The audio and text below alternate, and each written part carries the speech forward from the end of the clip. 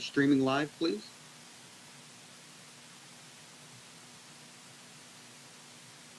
You may want to check if it's him. Ask your clerk. Madam Chair, we have a diversion group right in here today.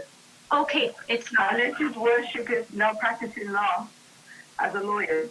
Mr. Grace, thank you for reinstating me, but I'm a licensed paralegal now. Oh, okay. Thank you. Nice to. Thank you. Okay, thank you, Andrew. Welcome everyone that's joining us at the meeting this morning, January 12th at 9 a.m. and Happy New Year to all. This meeting is being conducted by means of electronic participation as permitted by Section 238, 3.1 of the Municipal Act 2001 as amended and the Town of Mono Procedural Bylaw 2020-42. Council chambers is not open to the public at this time. This meeting can be viewed live starting at 9 or on our Mono Civic website. And at this time, I'd like to confirm that there is quorum of council members. Public notification of the proceedings is being video recorded and broadcast for your information. And at this time, I want to remind members of council that disclosure of pecuniary interest can be made now or at any time throughout the meeting. We would like to begin by respectfully acknowledging that the town of Mono resides within the traditional territory and ancestral lands of the Teonantati, Atawandaron, Odi, No, Shi, No, Ni, and Anishinaabe peoples. We also acknowledge that the town of Mono resides within the treaty lands named under Treaty 18, the Nottawasaga Purchase of 1818. These traditional territories upon which we live and learn are steeped in rich Indigenous history and traditions. It is with this statement that we declare to honor and respect past and present connection of Indigenous peoples with this land, its waterways, and resources. So at this time, I'd like to ask for adoption of the agenda and the previous minutes. We have a motion that council approves the agenda session 1-2021 as circulated. Could I have a mover, please? Moved by Nix, and a seconder? Seconded by Martin. Any discussion on the motion? Seeing none, I'm going to ask if anyone is opposed. And seeing none and hearing none, I'll deem this to be carried. And we have a motion that council approves the session VC 18-2020 as circulated. Could I have a mover? Moved by Mekalo and seconded by Nix. Any discussion on the motion? Councillor Nix. Can we ask a question of sort of business arising from the minutes? Do you want to do that after the motion's passed? Well, after the motion's passed, you can ask your question. So I will ask if anybody's opposed to the motion.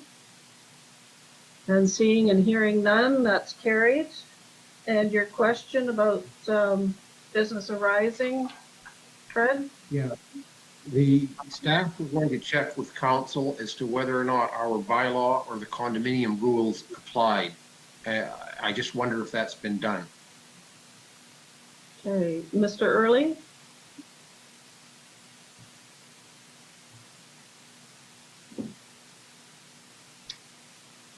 Mr. Simpson?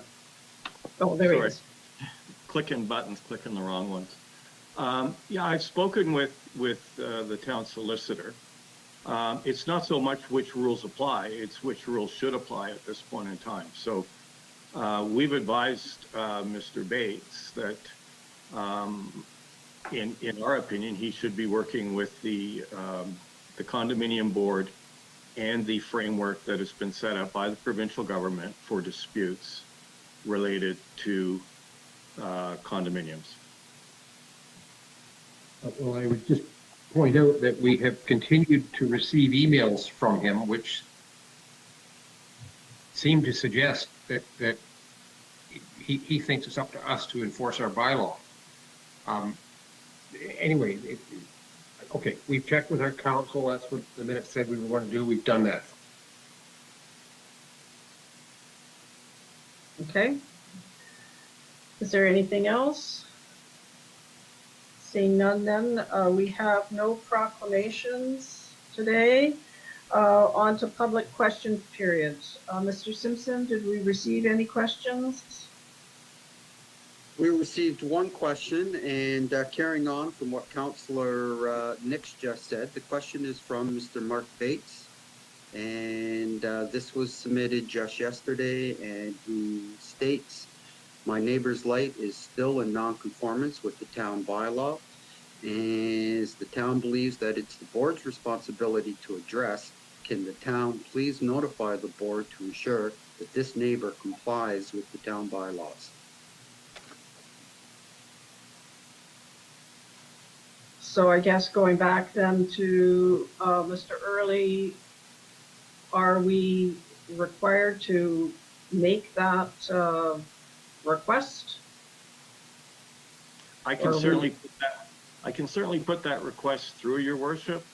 The board is aware of everything that has transpired at the town with Mr. Bates attending the council meeting. That's already been dealt with and provided to them. Mr. Bates, even with our previous correspondence, was asked to contact the board to file an appeal or take whatever actions are necessary on his behalf. But I don't know if he's done that, but I would certainly pass on the concerns expressed in the public question to the condo board. Okay. Brad? Notwithstanding the specific case, there is a broader issue here. Think of, I don't know, property standards bylaw or something. What if there's a conflict between the condominium rules and our bylaw? And I don't know there is in this light case, but let's say, for example, our property standards bylaw says if you have to mow your lawn if the grass is more than 8 inches high, and the condominium says 2 inches high or something. It doesn't matter. But what if there's a conflict between the standards and what they sign when they join the condominium versus our bylaw standards? I think the direction that came even from the town solicitor was when there's a conflict, it should be up to the board to deal with the matter so that there's consistency within their subdivision.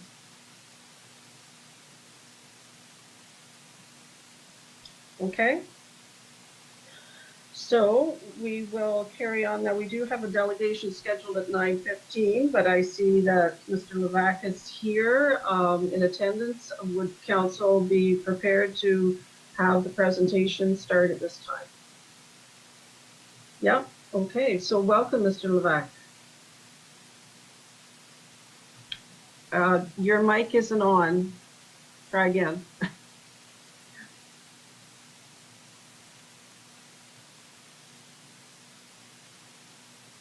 No.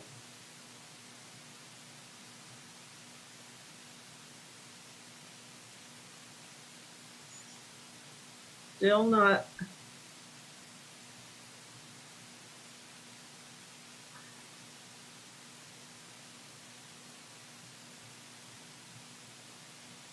Anything that we can do to assist Mr. Simpson or Andrew?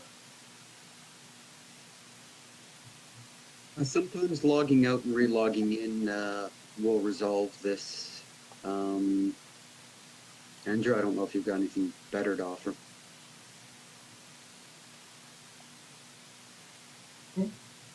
Okay. All right.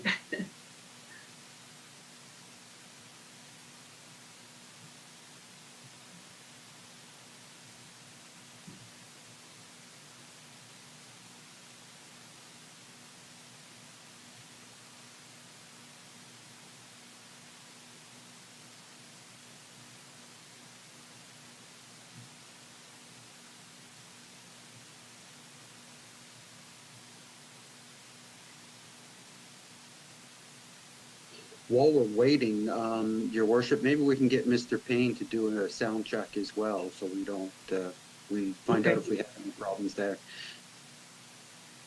Can you hear me? Yes, we can. Perfect.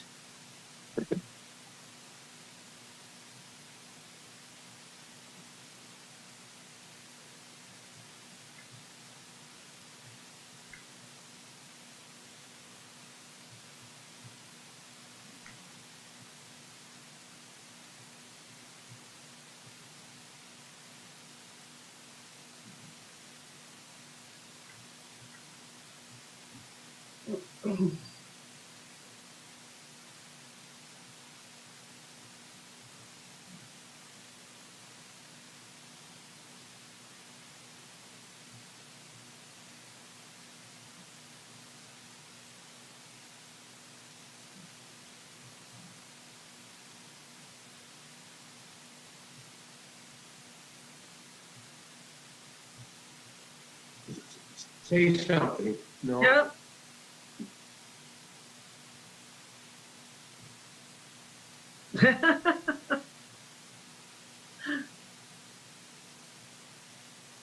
No, we still can't. Andrew, do you have?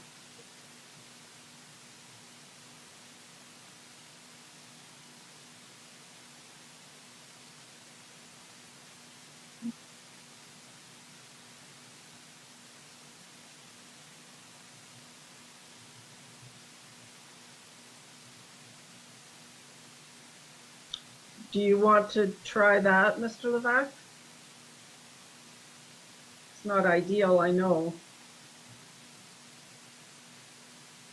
You don't have to sign out from this, so you'll be able to view what's on the screen. You'll just have a phone as well to have to handle. You talk into the phone, but you can still see what's on the screen by leaving this. Okay, so Do you have access to the email that Andrew sent yesterday? It had that information in it. okay.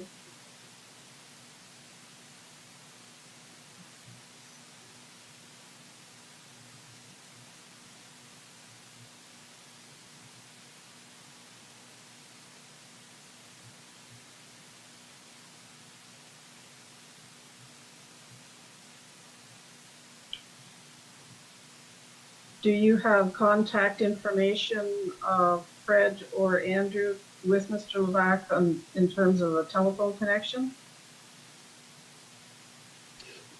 We don't have his phone number, but in the email that went out, and I'm not sure if Mr. Levac is kind of going through his email right now, looking for that to, Yeah. to find that. So that might take a few minutes, Your Worship, for, for that all to happen. Okay. So I'm just wondering, since we do have Jeff Payne and Deborah Martin Downs here, do we want to switch or, oh, hang on.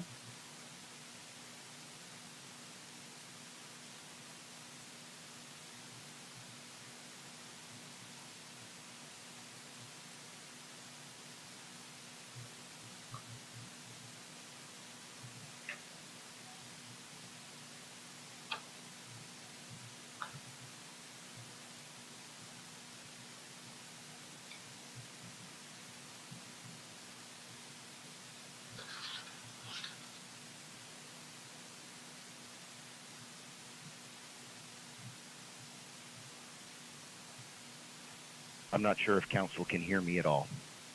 I can hear you. Yes, I'm getting nods around the table. That's great. Thank you very much. Sorry about technology. Oh, it's not your fault. I'm just delighted that you guys bared with me here for 5 minutes. I'm a little technically challenged. Seems like you guys are much better. So I don't want to take up much of council's time. I know you've got important agenda items, and in the spirit of Councillor Nix, I don't want to be too bureaucratic with my presentation. I heard a little bit of the talk before the council meeting started. So I really have two goals here. I want to thank, on behalf of our board and our 300-plus staff and our 120-plus physicians and midwives, and on behalf of the residents of Mono, I want to thank you for allowing me to come and take you through a 5-minute presentation. It may take me 7 minutes because I'm a little challenged, and I think Andrew's going to help me with a slide deck if it shows up. But I really have two goals, councillors and your worship, and that is to show you what we're doing here at Stevenson on the short term, and then take you through the longer term vision we have here, and then ask about whether or not council's in a place to try to help out our hospital. So I don't know, Andrew, if you can throw up my slide deck. Well, I could talk about the conservation budget presentation, but I don't think that's what Councillor probably would do a misjustice to it.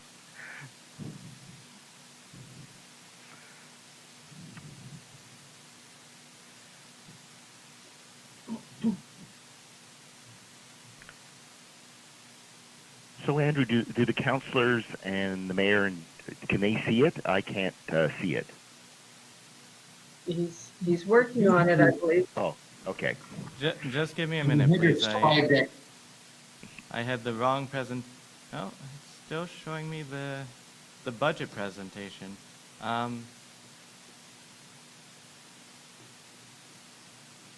Your worship, you should point out we have the slide deck in our agenda package, and we've all read it. Mhm.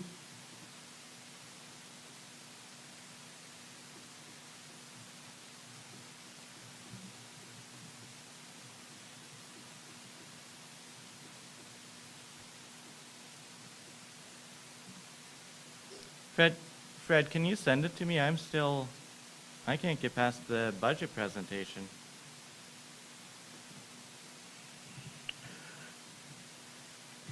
Well, let's see if we just share my screen and go that way. How's that? Let's see if that works. Oh, look at that. Now, I haven't, I'm not sure if I put that onto.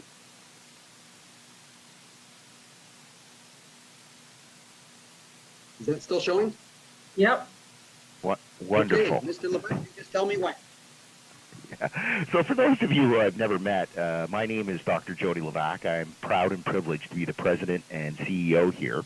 And I guess I've been here probably about 6 years. I came as part of a management service agreement with South Lake Regional Health Center, and I'm proud to say that I am an independent CEO here.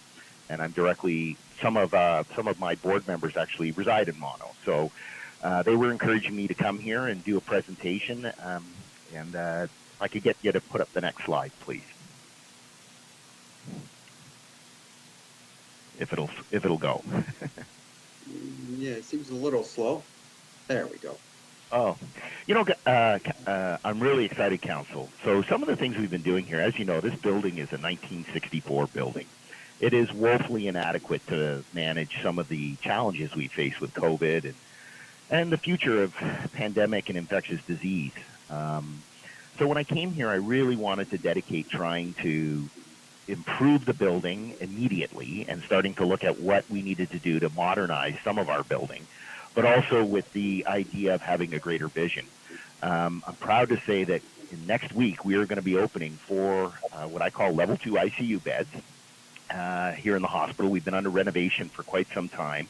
And this is really, really critical. We've been wanting to build critical space so that when it's pained me ever since I've arrived here, having to watch higher acuity patients go to our bigger shops or bigger hospitals because we were unable to care for these patients locally and close to home.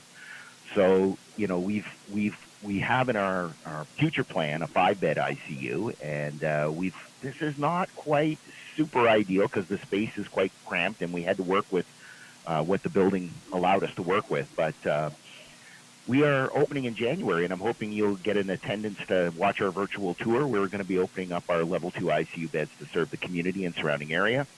And for us, what I was really excited about is we employed, just before the pandemic broke, respiratory therapists, which is, for Stevenson, it's a new role. And I don't think I have to tell council, you guys seem pretty sharp people, about the importance of respiratory therapy with COVID-19.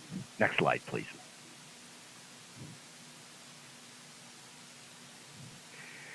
The other thing we've done, and I don't know if it'll show through on the slide deck, but if you look up on the right-hand picture there, councillors, you can see the lovely 1964 vintage medical green tile I mean, I know things come back and forth in and out of fashion, but this hospital has just not had any kind of major capital investment put into it. And with the help of one of our donors, we've actually redone our whole trauma room. We're seeing more and more motor vehicle accidents. People come up to our wonderful community to use it as recreational property. They love to hike and ride ATVs and etc. And of course, with that comes more accidents. And so we've had to update our trauma room. And I don't have an up-to-date picture, but it's been under construction and it's ready to roll as of just before Christmas. Next slide, please. One of the things we did when the pandemic broke is I was proud to take up the call to say we would surveil our community. And we have limited infrastructure down here at Stevenson. For those who've never been here, our parking lot is challenged. We have about 12 acres of property here, and I did put my hand up and say we would surveil. And I'm very proud of the work of our assessment center. Up in the right-hand picture, you see sort of our temporary structure. I went and got a white tent, and we had nurses and physicians out in 80-degree heat, full PPE, swabbing folks. And down in the bottom, you'll see what we call here at Stevenson the hut. I've made a drive-through insulated heated structure for us to be able to provide two-car service. You can drive through, it'll hold 2 cars at a time. And it's drive-through. You can go online now and book your appointment, and we have digitized our lab results, so quite pleased to be able to see lab results coming back within 24 to 48 hours for people. And to date, that 11,000 was in mid-December. We're doing about 150, 200 swabs and assessments per day through our assessment center, which is quite high and for a small community hospital. And we've seen our positivity rate go up and back, but I'm proud to say that we are actively surveilling our community and helping as best we can manage this pandemic. Next slide. The big job that I've been working on for 6 years. It took me 7 years to do my doctoral degree to get through the dissertation committee. This feels it's certainly a marathon, not a sprint, as many of you know, to try to get a hospital revitalized and redone. I was proud that we managed to get our stage 1 approval, which was this summer, and that's the very first indication by government that they are interested in the redevelopment that we're planning here. And I'm going to take you through a little bit about what we're planning to do. Our board, since this slide, has given me the green light. We've submitted our stage 2. As you may know, there's 5 stages of planning, 6 steps actually. There's a pre-capital before you go through the 5 steps. And the critical approval from government is the stage 2, the end of the stage 2. So our stage 2 is now sitting in front of them. I've been working with capital on and off for a year. It's kind of like working with the teacher on the essay before you submit it. I'm hoping for a quick approval here. And, Jim Wilson and our MPP has been tireless at advocating down at Queen's Park that it's time for this community hospital to be redeveloped. And we fought back and forth. I won't get into all the details or bore you with the bureaucracy of fighting the bureaucrats on Capital Branch about what we want to build, but we have submitted for a 47-bed hospital. Next slide, please. Yeah, there just goes through back and forth. When I originally put the stage 1 in, they came back to me looking at census data, and they used the Ministry of Economics planning, which is always so dated. You're fighting an uphill battle all the time, sort of very similar to what schools go through. You open it and then you got to put portables in it.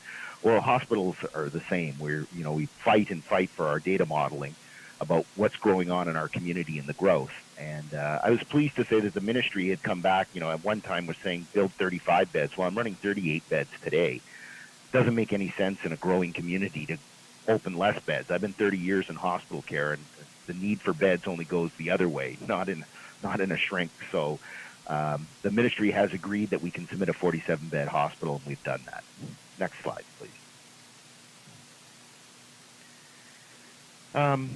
This is the real key slide here, folks. And as you know, when you build, the government doesn't 100% fund the hospital. They do what's called a 90-10 split. They provide 90%, and The other 10% falls upon what they call the local share. And that is, you got to get your foundation in your community raising local share. You know, in my experience with South Lake and other hospitals that I've been a part of in terms of capital development, that's not really a 90-10 split. It's more like 75-25, maybe even 70-30. 30% falls to the community. And our local share portion to do this, sitting at about $167 million redevelopment, is about $30 million. And the task upon our foundation and upon ourselves is to raise the $30 million for local share over the next 18 to 24 months while we're waiting stage 2 approval. Next slide, please. And your worship, I know we're running out of time, so I'll speed it along here because I don't want to interrupt the important business. But you can see here, we base our goal on hospital volume by catchment area. And you can see monos over there on the left. It's a secondary catchment. You guys go to Orangeville. Some of your residents will go to the Orangeville Hospital. But the primary catchment is the orange. I don't know if it's showing through in colors for you. I hope it does. Orange is our primary catchment, and you can see that's New Tech and Adge, and even up into ESSA. And then we kind of run the corridor between Royal Vic and South Lake up that 400 corridor. We have people coming from Innisfil, but we also have people coming from Mono. Next slide, please. People, you may be asking counselors, well, how many folks come from Mono to our hospital? And it's not our primary driver of our volumes, but this is an outdated slide that comes from our stage 1 submission. And you can see on the bottom, Mono's running about 0.5%. When I ran the data just before this, it's running about 1%. And we're doing about 40,000 visits to our emerge. So about 400 residents come every year from Mono and use the services of our emergency department, which, when I go to our community, that is the most essential and relied upon service that the community wants to see. Next slide, please.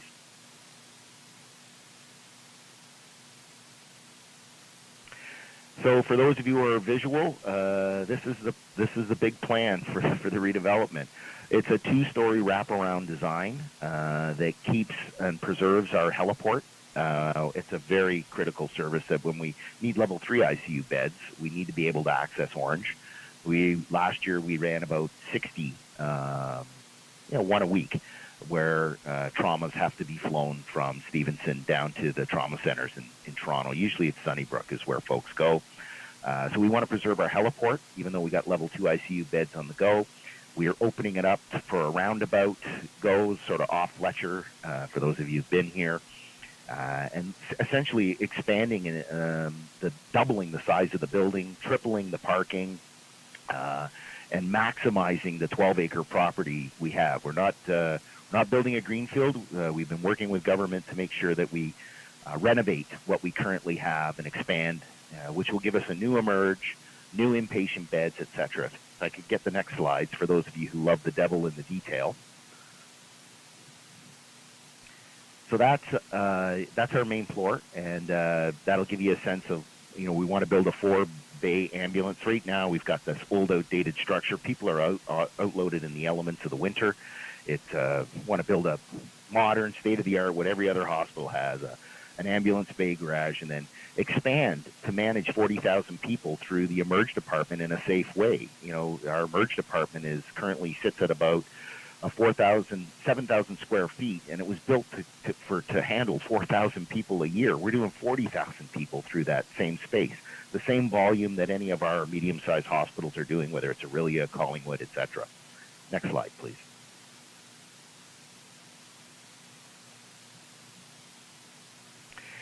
This is the second floor of the wraparound and the 2-story design. Everybody gets a single room. So part of what we've been working with and some of the change was that when we originally did our stage 1, the Capital Branch had a policy that they only required you to do 80% single occupancy rooms and 20% ward rooms.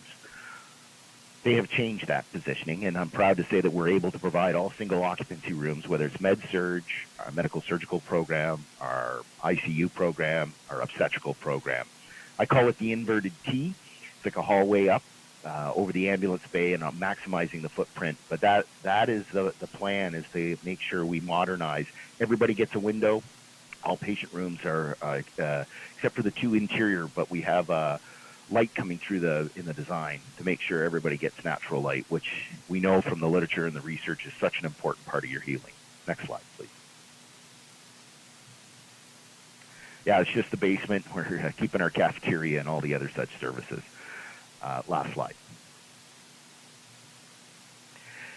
So this is a picture. You know, we had some businesses from Mono come through, and we're part of a parade and a drive-by. We've had people wanting to donate food and other such things. And I just wanted to tell councillors how appreciative I am of your community and what it's done to inspire healthcare workers. I mean, this has been an unbelievable year. I mean, many of our healthcare workers are needing to be inspired, and burnout is high. We're probably in the toughest phase in the next 3 weeks for hospitals, as you probably all well know. But, you know, your community has inspired us. And from my office and from my team, all I can say is thank you, councillors. And I think, Your Worship, I've taken more than my 5 minutes. I think I'm looking at 9 minutes here. I apologize for the technical challenges, and I turn it over to you. And I thank you all for listening to me and allowing me an opportunity to present and tell you the challenges of where we're headed. Well, thank you very much for that informative presentation. Are there any questions from council members? Councillor Nix? Have any of your staff been vaccinated yet? So as of today, 100% of people who have put their hand up to be vaccinated have been vaccinated. We were vaccinated. We started over the Christmas period, and I have well over 58% of my staff have been vaccinated, and almost 100% of all my emerge team. Some people have not chosen to take the vaccine for one reason or another. I'm encouraging them to take it. I myself was vaccinated. I was the last to go. I'm proud to say that I've been vaccinated. And where do you go to get your vaccinations? To Toronto, or is it? No.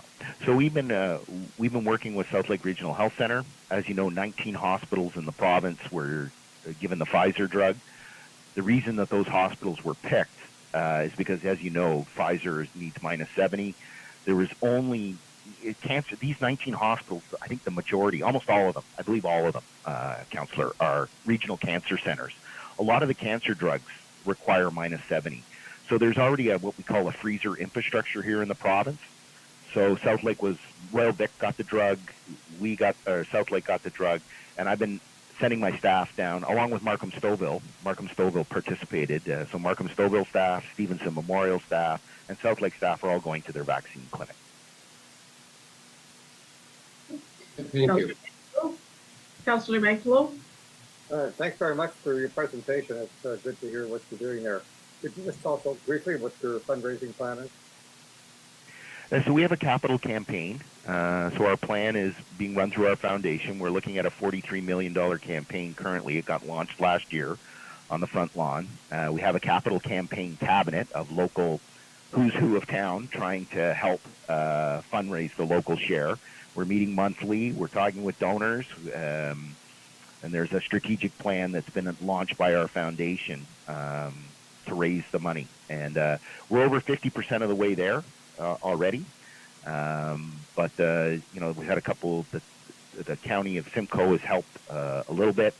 I'm going to each of our local councils like I am today to ask if you guys might be in a position to help. And hopefully in the next 18 to 24 months, really close the gap of going from 55% upwards of 90% would be my hope. And Does that answer? Yes, thank you. Oh, that's fine. Thank you very much, Ron. Okay. Deputy Mayor? Thank you for your presentation. Just back to the issue of vaccinations. Does your hospital also include the paramedics that work out of there? So we use Simcoe County paramedics. They have not been included at the front rollout of the vaccine. I'm on a vaccination advisory committee tomorrow with Dr. Gardner, the public officer, and certainly recognizing that EMS needs to be vaccinated. I think the province, just the General Hillier last night was wanting to make sure that we get all our long-term care residents and our retirement home residents vaccinated first. And I've always been a proponent too. EMS workers that have been vaccinated are those giving out the vaccine. We want to vaccinate the vaccinators. So those who are giving out the vaccine have, I believe, received the vaccine. Thank you. I hope they're given a high priority. You know, it's a really good question, and I think Your Worship, you got a pretty savvy counsel here with these questions. So thank you. The challenge with vaccine is supply, and I know the public is hungry for it as well. We're all hungry to see it come. And we're hoping that we'll see an acceleration of the vaccine this week. There's talk of, extending, for myself, having one dose. I was supposed to get my second dose within 21 days in order to preserve the efficacy of the drug. And there's talk of now extending it to 28 days so we can do more people and get the drug into more arms and in that period of time as the supply chain solidifies. Okay. Any other questions from council? Seeing none, then thank you so much for attending today. It's good to hear your plans, and we will certainly be discussing further as we watch the thermometer grow. Thanks. Listen, I hope you all stay safe. I'm sure I see you all working from home and following public health measures, but keep the faith. Public health is really wanting to see them do their mandate, which, they do vaccines of flu shots, etc. You're going to see a big launch, and I'm excited to see when it comes to the public. And you can bet that Stevenson will be putting its hand up to help in whatever way we can to make sure we get the vaccine beyond just early responders and first responders, but to the public. So thank you, Your Worship. Okay, thank you, and we look forward to the upcoming news that you provide us. So take care. Thanks for attending. Okay, bye-bye. Okay, so we have our next delegation is Credit Valley Conservation Budget Presentation. And we have both Deborah and Jeff Payne here. So nice to see you. And do you want to just double check your mic, Deborah? I will. Can you hear me? Yeah. And Jeff, are you still okay? I think I am. Yep, great. Okay, so the floor is yours. All right. Well, let me just see here.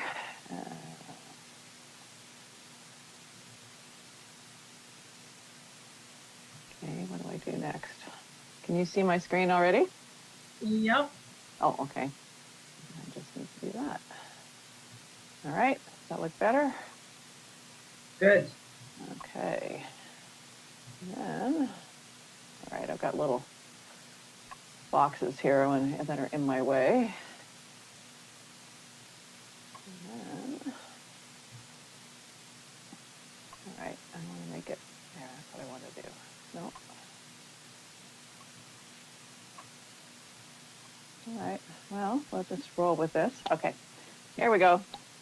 Well, thank you so much, Mayor Ryan, members of council, for having us present with you this morning. And I'm sorry that we can't be there, but at least there's no snowstorm this morning to delay us. But I am going to spend a few minutes today talking to you about our business continuity work that we did in 2020. It was anything but usual, but we'll have a few minutes on that, and then I'm going to speak a little bit about our 2021 budget. So as you had certainly experienced, we are, we're still in the middle of all this pandemic, but from March onwards, we've been dealing with staff and trying to keep everybody safe. We've been working from home since March, and it's been quite a ride so far, and obviously it's not over yet. But we did manage to do a lot of our work differently, but we did it, and I wanted to share with you some of the things that we had been able to do. Part of our success this year was the fact that we had been embarking on a digital transformation with our IT department. We had been through the region of Peel, but their services were lagging behind what we needed. So Jeff and his team took on the task of taking back our IT and improving and enhancing our tools and our offerings. And I think had we not been able to do this, we would have been very harmed through this process. The last of the laptops rolled out in November of 2019, and the timing couldn't have been more perfect for us. I'm pleased to announce that we have completed our latest strategic plan. We had been delaying it. The last one ended in 2020, and we had been delaying it because of all the changes that, as you know, have been being proposed for the conservation authorities, and we felt that maybe we should wait. But after a while, we thought it's not coming anytime soon, and we need to own some of our own destiny, so we completed the plan.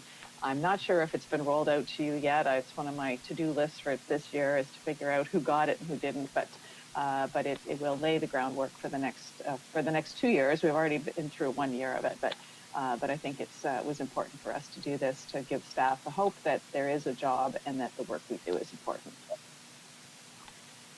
We spent, of course, our education staff and our outreach staff were affected by not being able to meet with their communities that they deal with. Schools were already under a little bit of problem because we had, with all the school strikes that had happened just prior to the pandemic.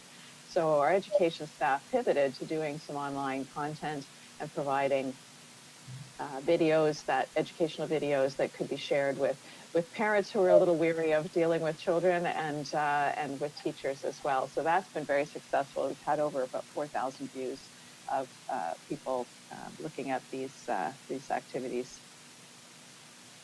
We've continued to engage with our communities as we've gone through the pandemic. We've turned again to digital formats to create workshops and get people's input on our plans and our strategies. We held a very successful butterfly blitz back in the summer where over 150 participants learned to identify butterflies and then went out and identified them in their backyard and provided that information to us for our citizen science programs. You might have seen some work going on at the Island Lake Dam. We have been continuing to upgrade the dam to bring it up to current safety standards, and that has cost us a lot of money over the years, but it's almost finished. The works, there's very little work yet left to be done, and that will do us for many years to come. We did continue to connect with private landowners and provide services and helping them with their greening their yards and other activities. Of course, we had to do it a little differently, as you can see in this picture, but it was successfully delivered. We continue to work with farmers to protect grassland birds, and we have our bird-friendly hay program where farmers who grow hay sign up to delay their crop by about a month so that these endangered birds can fledge their nesting, their eggs, so that they can create new birds. So we had over 88 pairs of nesting grassland birds produced this year, which we think is a pretty strong result. Of course, a lot of the commentary that you heard this year was around public access to green spaces, and in March we were doing our best to stay open, but the numbers, and this is the cars lined up to get into Island Lake, the numbers of people were just extraordinary, and we couldn't keep up, and we didn't have the PPE or the protocols for staff. So we closed down for a little bit, but we were pleased that we were able to reopen in May, and we've kept it open. We will be reopening for the winter, again, with different offerings. But the parks program the parks guys were slammed this year, and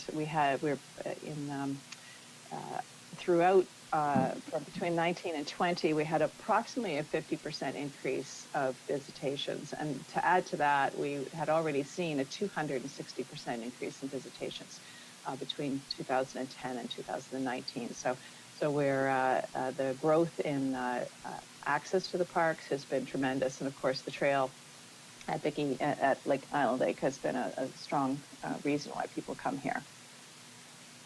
And we opened our new natural playground in October. It was nice to get out and do some normal things again. And so I hope you've taken children or grandchildren there to try it out. I think it's going to be a very wonderful opportunity for kids to just explore on something that's not metal and fabricated.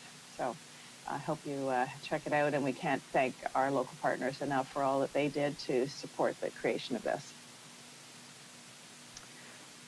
In early November, we were pleased to finally open a section of the Credit Valley Trail. The Credit Valley Trail, as I've talked to you before, is a 100-kilometer trail stretching from Island Lake, joining the Vicky Barron Layside Trail through the River Valley and Caledon to Halton Hills and eventually to Lake Ontario at Port Credit. We have about 68 kilometers of trail yet to build, but it's a very long-term project, and we were really pleased to be able to launch it. We have our identifier you can see there, and we're also participating with the Mississaugas of the Credit on their moccasin program. So each trail will have moccasins stenciled along it to reflect that history. There's also a fundraising campaign to support creation of the trail, so we launched that as well, and had a number of events that will continue to support the finding additional funds to start building and acquiring land. And finally, one of the big successes we've had, one of my big objectives for the organization was to be able to be recognized for some of the work I think our HR team does. It's fantastic in terms of staff management, and so we were really pleased in 2020 to be named one of Canada's greenest employers, and just recently one of the Greater Toronto Area's top employers. So our staff were pleased, but I think the kudos go to our HR department for all the progressive policies that they put in place. So now just turn quickly to the budget. You can see that, move something on my screen, there we go. The town of Mono is shown here. This is the current value assessment budget for 2021, shown against 2022. So you can see that in the highlight, there's Mono's adjustment, and you're basically very, very minor reduction from 2020. So the dollar change for that is $5.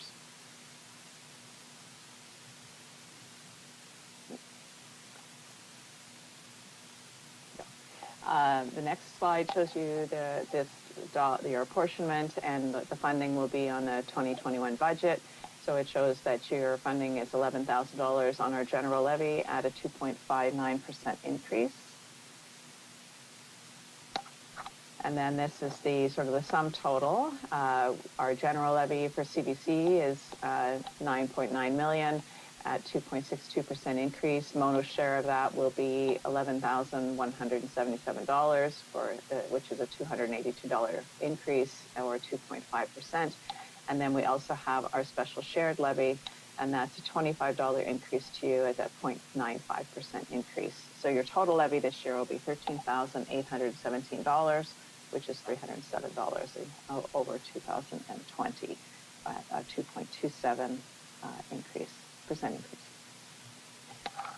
This slide just tells you a little bit about how our funding is allocated. 54% of our is municipal funding, and we do bring our own internal funding and user fees in. And as usual, I like to poke that the province provides us less than 1% of our general levy funding, and that's significantly less than our whole total pocket funding. And that is not going to get any better. This is our total budget for looking out to 2022, 23, 24. We haven't really spent any time on this because of the proposed changes that the province is bringing to our budget. It will be a significant rearranging of what we charge for and how we charge for it, we believe. And so we haven't really spent any time on this, but but we're looking at this point, if nothing changed, we'd be looking at a 3 to 4% increase over the next few years. And I'd just like to remind you that we don't just rely on municipal funding, that we do generate many of our own fees through our conservation areas and our planning fees. We have a number of alternate sources of funding through grants and other contributions and service agreements and such. And then the provincial-based funding is now only $95,000 on all this. So somewhere along the line, we bring in roughly $4.9 million, and that's in a regular year. 2020, our funding programs and the grants were severely reduced, so we don't anticipate 2020 will be quite the same contribution to bottom line as it has been, but it could be. So we'll see what happens later on when we start, after Jeff's team gets the year-end pulled together.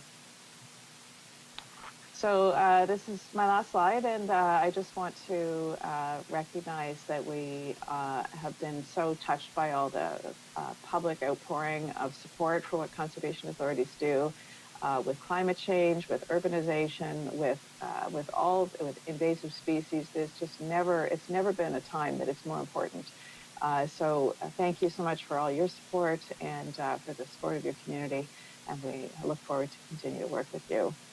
So at this time, Jeff and I will be happy to answer any questions, and I'll just figure out how do I stop this. No, I don't want to leave the meeting. I just want to end the presentation. So I don't know how to do that. That's a problem. Let me try this. Stop sharing. There we go. I got it. Great. Okay, thanks, Deborah. Fred Nix, you've got a question. Yes, Deborah, I'm a bit behind in terms of keeping up with what the province is doing. So I wouldn't mind you telling me, have we figured out yet that what is a core service and what is not? And has CBC, you probably know we have 3 conservation authorities up here. One of them has already approached us to begin the process of developing an agreement for what services we want that are beyond non-core. I'm still intrigued by sort of the mechanical question of what happens if the Conservation Authority has X number of municipalities and some want this service and some don't want that service. How you work it out? Let me give maybe a made-up example. What if the town of Mono decides it doesn't want the education program at CBC? How do you figure out what portion of our levy is reduced, and how do you mechanically, what would you do? Put up a barrier at Island Lake Park to keep out any kids from the town of Mono from entering it? I mean, that's a silly question, but these are important issues. So have we figured out, has the province yet figured out what is core, non-core service? Where's CBC in terms of developing agreements with its municipalities, and how mechanically is it going to work if some of your municipalities don't want some of the non-core services? Great question. Thanks, Fred. So first off, the core and non-core, the mandatory, non-mandatory programs and services will be defined by regulation. You may have heard that, and actually just last night I got the note from the minister saying that they have created a committee to review the regulations that they've proposed. Hassan Bassett, who's the chair, CAO of Conservation Halton, is chairing that committee. So Hassan's a great choice to stand up to power, shall I say, to ensure that our voice is heard at the table. That committee will consist of some representatives from across the province, from conservation authorities. It also includes someone from Association of Municipalities Ontario, Kathy Brown, maybe some of you know, and a mayor from Cavan Monaghan out in Peterborough area. That team is just going to start their work. Hassan's, ultimatum to the province was that the regulations would not be released before the committee had seen them and had provided at least some review. So we anticipate that we're going to see those regulations very soon because the province is eager to show some progress on this file. And frankly, as much as I dread seeing what they're going to provide us with, it's time to let's move it on or get off of it, because the shadow's been over our heads for far too long at this point. So so to that point, we don't know exactly what's in. We have a pretty good idea of what should be in, but that doesn't mean, you know, and I'm going to say this out loud, but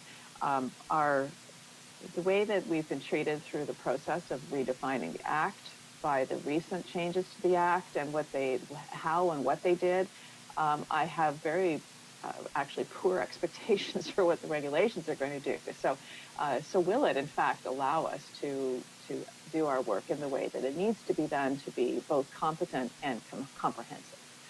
So that's my concern.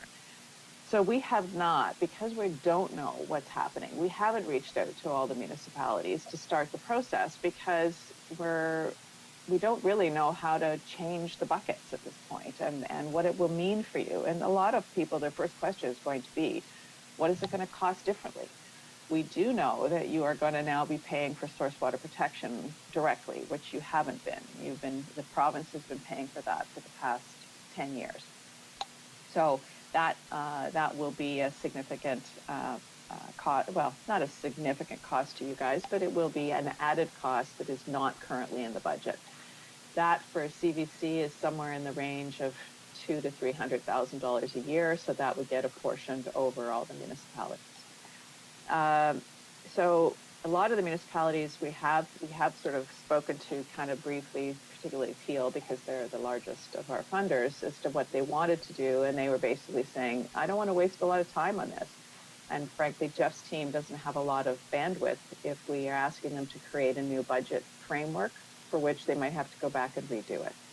So long answer is that we haven't started yet. We've got a sort of a working plan to what we need to do to address the coming regulations, which includes we have to work, I think, with the CAs that work with each municipality. So we do try and do things in a comprehensive way so that we all call our programs and services the same thing, which will help you guys know how they compare, and to try and maybe do a common agreement, or at least an agreement that looks the same for all of us, and that sort of thing. But we expect the province is going to actually give us an agreement. Here's what you have to use. And if they do that, then anything we might have done might be for naught as well. So there's a lot of things that they've alluded to being potentially going to do in the Act or in the regulations, but we honestly don't know right now. So then the question about mechanisms, I think we're hoping some of them are probably going to have to go more to fee-for-service, so that regardless of whether you choose to have an education program, if your participant pays for it, then it's done, and that may cost a little bit more on the services. Jeff's team takes care of education, for example. I don't know if you want to add anything, Jeff. It will be interesting to see how we'll implement this. As far as it goes with the schools currently with education programming, that's a direct and established relationship we have, and the way we collect fees from the students that attend the programs. I don't foresee that element of it changing. We have been working towards providing more educational programming and services within our parks, so directly to people visiting our outdoor green spaces. That's where it's going to become more challenging. So do we, in response, need to increase our gate fees, which, down the road may make it less accessible to our infrastructure for some of your residents? That's a negative impact. But if we're going to continue to try to provide education to residents and visitors to our parks, we have to somehow be able to fund that. The situation where one municipality might be in and one municipality might be out is going to make it very difficult as we try to ascertain how to fund staff resources. That you can imagine a situation where if funding starts to reduce, we rely on that total bucket of funding to be able to sustain the complement of staff that we have. If that starts to decline, then we're going to be in situations where we may have to make some adjustments to staffing. And those will be very difficult situations ahead. We remain very hopeful that all of our municipal partners are committed to programs such as education. We also remain very hopeful that the school boards remain very dedicated to this type of programming. It's important. The need doesn't go away, so we just need to find the solutions to make sure we can continue to provide it. Okay. Thank you very much for that comprehensive answer. And as a final point, I would just say that you probably know the town of Mullen was already passed its 2021 budget, and we had an allowance of $15,000 for CBC in there, and you're only giving us a levy of $13,800. So I'm glad you didn't look at it before you set your budget. Thank you. Well, for once, I'm not going to get a bad review here today. So I would actually just, if I may, one of the questions has been, when will these changes take place? And the province has floated the notion that they would take place for January 2022. We don't believe, given that we haven't even seen the regulations yet, and therefore how do we organize everything with partners, know what the budgets will be, redo our budgets. We don't, and for Peel, they want their budget by mid-July at the latest. So it would give us less than 6 months to do all that work. And I think you just shook your head, so you know that I don't think that's possible with the number of partners that we need to deal with. If we had one partner to deal with, then it would probably be doable. So we're promoting that it would be 2023 budget year. So we still got a little time, but not, they may push through to have it in the 2022 year budget year because of it being an election year. So we'll see what happens. But.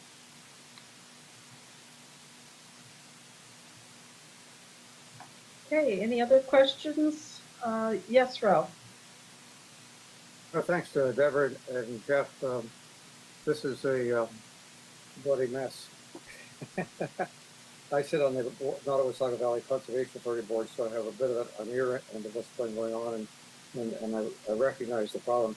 It's really, it'd be really sad if this had a negative effect on the increasing interest in by the population and what the conservation authorities can offer, and as Jeff was alluding to. My question is just one of do you have a sense where you are standing in terms of 2020 in terms of your expenses? You've lost a tremendous amount of money through lack of programming, and so I'm suspecting you may be in some trouble. Are you going to balance your budget still, or do you have a sense? Thanks for that, Ralph. Jeff, do you want to speak to that? Sure, absolutely. So we actually took action quite quickly at the onset of the pandemic. So we started making some very difficult decisions in March last year. Our planning actually began in February. So we were quite proactive. We put a lot of cost mitigation measures in place. Primarily it was delays or not hiring contractor casual staff throughout the year. We did have a few people who elected to take some time off, leave, just primarily related to the situation with children and childcare and the disruption to schools. So we did see some significant savings on the salary side, which helped us actually land at the end of the year with a slight surplus. So we've worked quite hard to monitor, and we reported through on a monthly basis to our board on the decisions we were making. It's certainly been a situation of watching all of the pennies, but it's been important for us to make sure that we were responsible to all of the residents to work within the budget that we had been given, try to mitigate our costs to the greatest extent possible. And we were quite pleased at the end of the year to be able to inform the board that we've landed with a surplus. Sounds like good work. Thank you. Any other questions? Seeing none, thank you very much for your presentation, Jeff and Deborah, and we look forward to hearing your next steps as you try to wade your way through this. Thank you, Mayor Ryan, and I see Mark there as well.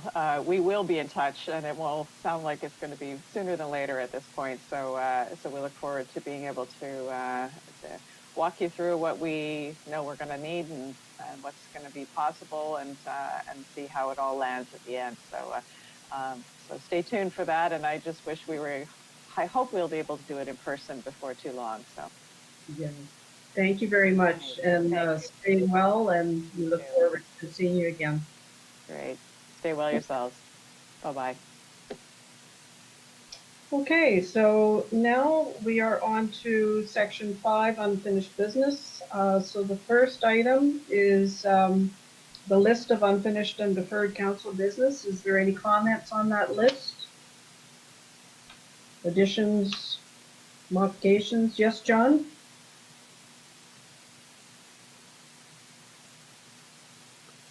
Thank you. Conspicuously absent from the list are two matters. One is the process that was discussed and I thought somewhat agreed upon in terms of going to RFPs on various professional services. And the second thing is job evaluation, which never was on the list. Okay, so could you, the second one, job evaluation, what are you referring to? That's where council has its annual job evaluation of the CAO. Oh, okay. Mark, had you, I know that's probably on your list of things to schedule, so. Yeah, I'm open anytime to job evaluation. My priority's obviously been my staff and the 40, that we do at our level. So anytime that council wishes to take that on, I'm ready to go. I can even schedule it for the next in-camera or the next council meeting in camera. And Mark, my preference would be that you complete your process before we have our session with you. Yeah, I'm pretty much done, John. I most of my direct ones that I need to do are in the April-May time period. That's kind of the anniversary dates that I've got to work with, and everything else filters down from there. So I'm fine to work with council's schedule. And the RFP process? Just has never been added on. We do have some ideas that we are looking at in terms of RFPs. But I could certainly add that to the council unfinished business. It's just never been added. I think we've been working on on the basis that council has been formally adding and taking away. Staff haven't been. So that's kind of where we're at. But we'll make sure that gets added. Okay. So if there's nothing further on that item, we will carry on to item 2, which is the request for financial support. And we had this come forward, and there's a memo from Fred Simpson. And Fred, did you have anything else that you'd like to add to that? That I have spoken with the new clerk of Adulata Serrano. She just started on January 4th and really didn't have a feel for what council or her council's intentions were for the new year on this topic. Okay.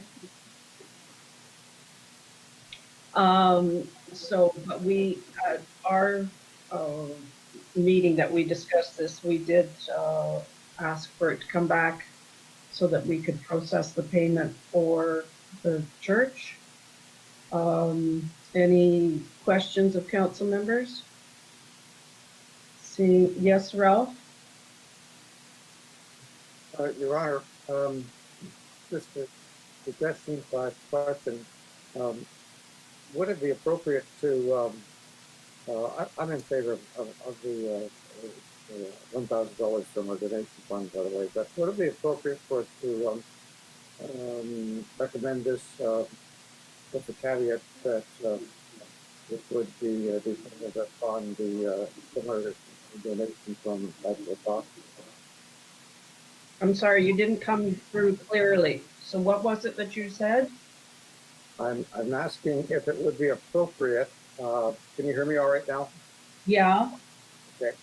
I'm asking if it would be appropriate for us to pass this motion with the caveat that it depends upon Agile Talk doing a similar donation. Well, from my understanding, and Fred Simpson, correct me if I'm wrong, Agtos has already done their previous donation in 2020. We have not. So this Right. is actually addressing what, so we would be matching their funds with this particular direction of passing this motion. It's whether or not Agilitas is going to do further in 2021.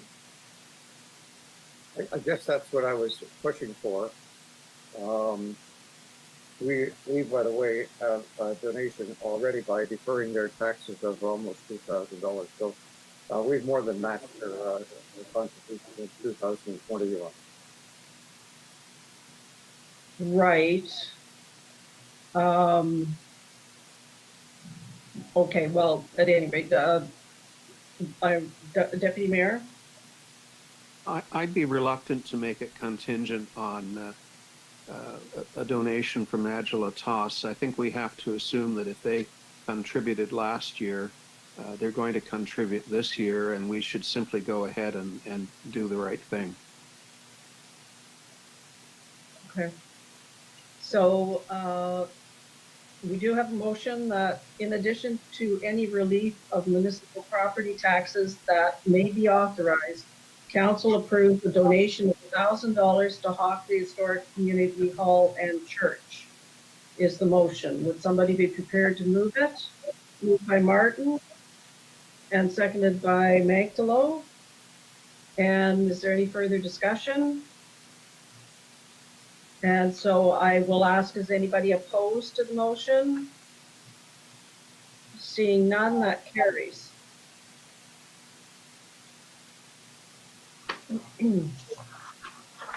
Okay, so now we're on to section 6.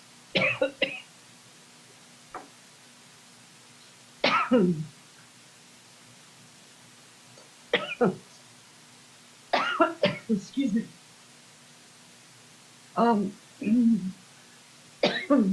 2021 interim tax levy bylaw.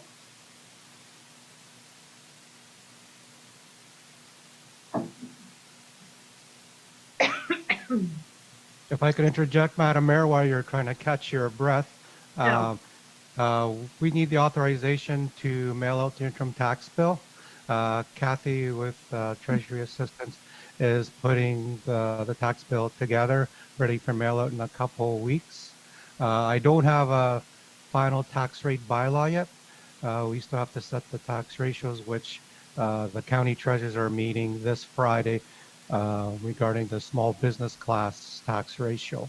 So I require this bylaw to be passed to mail out the interim. And the tax due dates are very similar to the original due dates last year, February 24th and May 19th.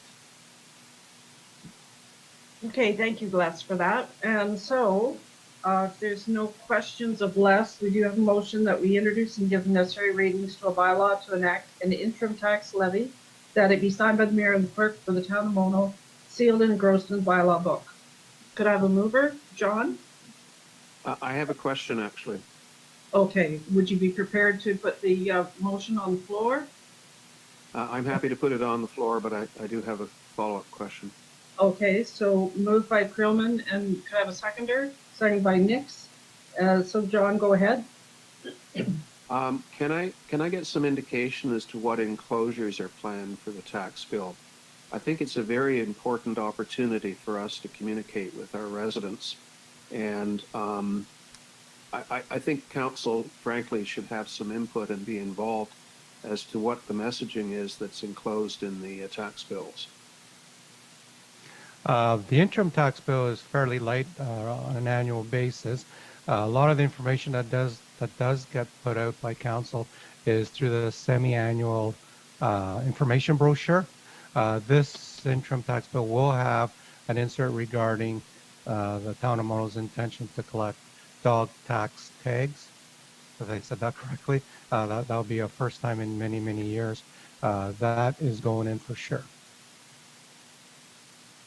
I just don't want us to miss an opportunity if we have any other issues that that can't or shouldn't wait until the large mailer.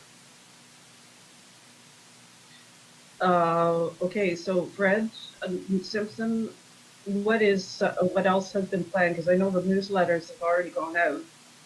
Right, and I was just going to mention that the newsletter, which runs pretty close to this mailing, has just gone out. So most of the information is in that newsletter. So we did do the insert on the collecting of dog licensing fees because that came up after the newsletter went to print. Was it there? Off the top of my head, I can't think of anything specifically. But maybe reinforcing such things as the dates that the landfill will be open for the acceptance of brush would be a good item, because a lot of people aren't aware of that. Give me a few moments and I could think of a few other things, but you know, I'm fine either way, but I just think that when we have an opportunity to communicate, we should be doing so. I can go over, if you'd like, just the topics that are in the newsletter. The summer and fall landfill openings are one of the items in the 4-page newsletter. Have you received yours yet, John? We have, and what I'm talking about is reinforcement of some key messages. Even if we've already said it, and even if we have it up on the website, if it's not going to increase the cost of postage, I'm in favor of reinforcing messages and using this as an opportunity to get new messages out. Okay. Okay, so Fred Simpson, you'll take that under advisement for, I don't know when the final date is that you need to have the inserts available for Kathy to do the mailing. Yeah, we're fairly tight right now. Things have to go to print probably, or to the printer today, maybe tomorrow. I was going to say at the latest Friday, at the absolute latest Friday, has to be ready to go. So that does give us a very short window. If council has anything specific, we can see if we can't get something made up, because we will be going to print with the dog tag licensing, as Les said, in the next day or two. Okay. Okay, so we do have the motion on the floor. Could I have anybody who's opposed to the motion? Seeing none, then being that carried. 2020 tax write-offs, municipal properties. And that's been provided to you by Les. Is there any questions on this listing? Seeing none, we have a motion that council approves the 2020 tax write-offs for municipal properties. Could I have a mover, please? Moved by Martin, seconded by Maytalo. Any further discussion? Ask for anybody who's opposed to the motion. Seeing none, then that's carried. Okay, thank you, council. Thank you, Les. Item 3, 2020 internal, external drinking water quality management audit reports. And that's provided to us by Mr. Dunmore. Any questions on the submitted report? Yes, Mr. Nix. I've got several on the the first report. I don't have a problem with the second report's fine. I have no questions on it. And just while we're on this, because there's also the MOE report that follows that, I don't have any questions on that, but I do have several questions on is it the Beckett report? I've just lost my notes here, the first report. I've got 6 or 7 of them. Okay, I don't want to hog the floor, Your Worship, but should I run through these questions one by one, or? Yep. Okay. Mike, are you there? Oh, I see you, Mike. Okay. My first question is on page 3 of the Becker report. It says the agreement between Mono and Orangeville should be finalized. And that surprised me a little bit. Maybe I haven't been paying attention. Don't you have a finalized agreement with Orangeville? Well, when it comes to the information that occurred in 2009, as council aware, there was an investigation that commenced against myself and against the town of Orangeville from the MECP with respect to the licensing of operators, and this has been mentioned. The town is in a situation where right now we are firm and confident that we have the appropriate paperwork in place that acknowledges an agreement. I do have a draft agreement. However, there is quite a bit of information that I would like to discuss with council with respect to that before it gets to the draft agreement comes to council for review. It hasn't been sent to Orangeville yet for review, but there is items that Mark and I would like to discuss with council for sure. Okay. So from a paperwork point of view, we have. Okay, I think I understand this. Sorry? From a paperwork point of view, we have the appropriate documents in place. And the town is standing confident with those documents. However, there is as you know, agreements should be updated from time to time. And I do have a draft that Mark has reviewed, but I have yet to review with our legal. Okay, and some of my next questions may also reflect the same issue. On page 5 of the Becker report, and if you go to the 3rd bullet, I think this is going to be the same question, Mike. I was going to ask. This must be new because it obviously didn't work well over the recent past. But the Becker report says, I got to flip over to page 5 in the 3rd bullet now to figure out what I was asking about. But I think it's the same issue. The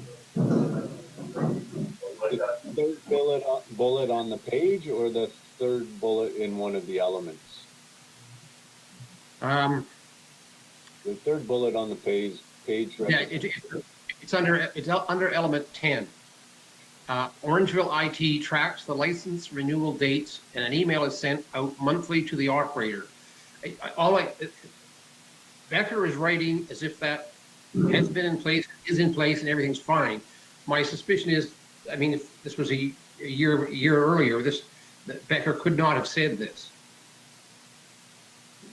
Inside of the Cardinal Woods, when this issue first arose, we had the MECP Cardinal Woods inspection at that time, and that is also contained in the Island Lake inspection report that's in front of council today.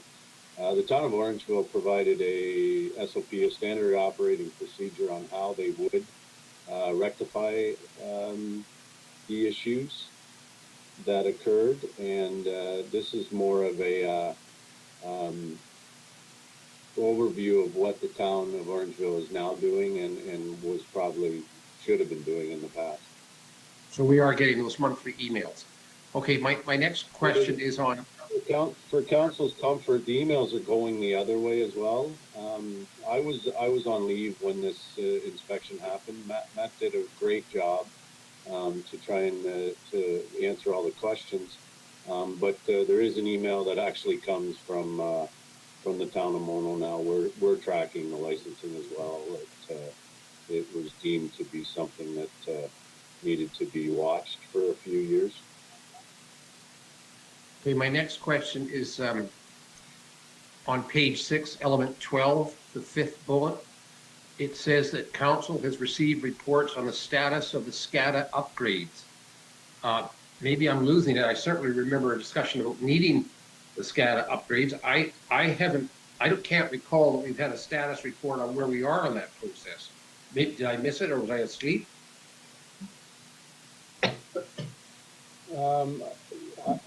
I can't comment as to what Matt provided in his verbal reports of staff to council.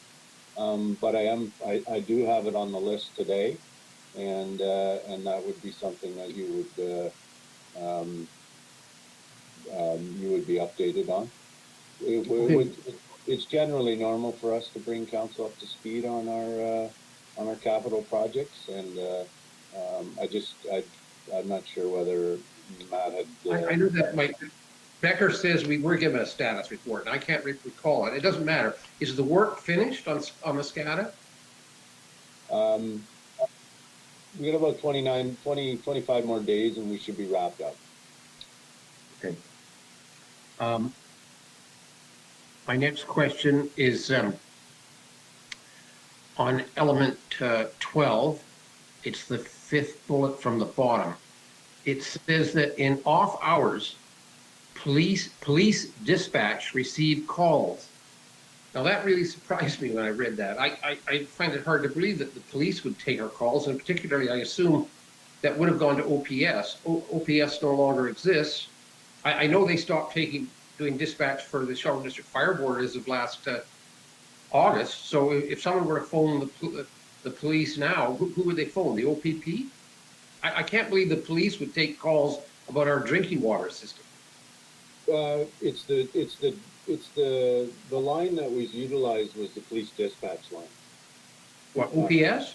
Yeah, so it's not the police that are getting called. It's the police dispatch that was getting called, and they would dispatch that into the Public Works Department for Orangeville. These are after hours only calls. Now this is actually changed. I'm not sure the exact date, but our website, our phone messaging, information that residents receive, point the after hours emergency calls to a town of Orangeville number that goes through a couple of prompts that puts them into the on-call emergency operator for the water. So that has changed. Yes, you are correct. You are correct, and that has changed. My next question is on element 14. I'm just going on memory here because I can't flick back and forth on my screen fast enough. But it says we have an asset management plan, but it hasn't been initiated.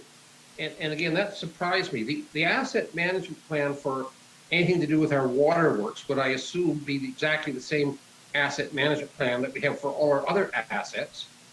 Why would the Becker report say it has to be initiated? I mean, I just, quite frankly, I don't understand that.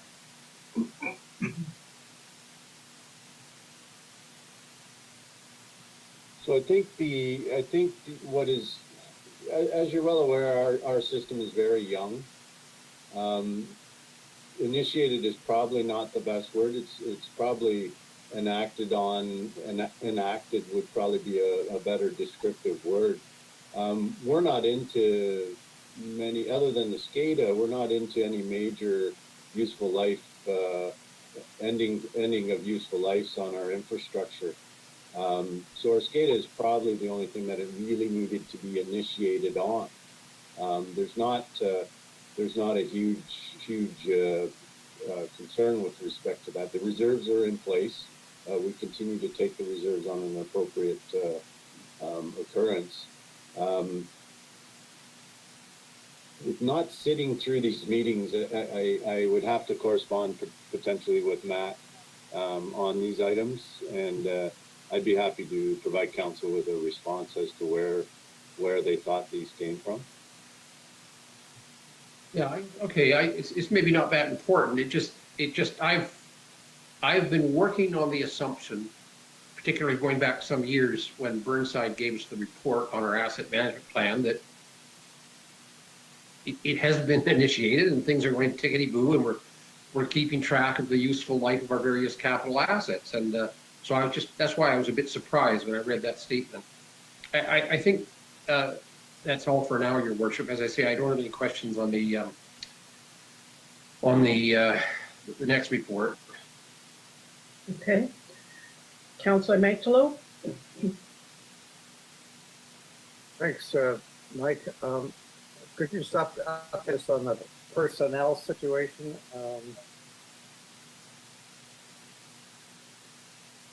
Sorry, I didn't quite catch all that. My understanding is that you're trying to recruit a supervisor for the waterworks, not you, but the Orangeville is, and an assistant. Can you update us on where we are on that? I'm curious to know why we lost these people without having a replacement in place. Well, not being my company, the town of Mono's company, it's hard to comment as to the staffing structure that Orangeville has. It's like any other company that we would have. We would not be privy to staffing information as to why they didn't have certain people. However, it is highlighted in our reports. I do know that there is interviews have occurred for operators, and I do know that they have crossed into some challenges to find a supervisor, and they are continuing to advertise and receive resumes for same. So there's still two people that were short of staff at home.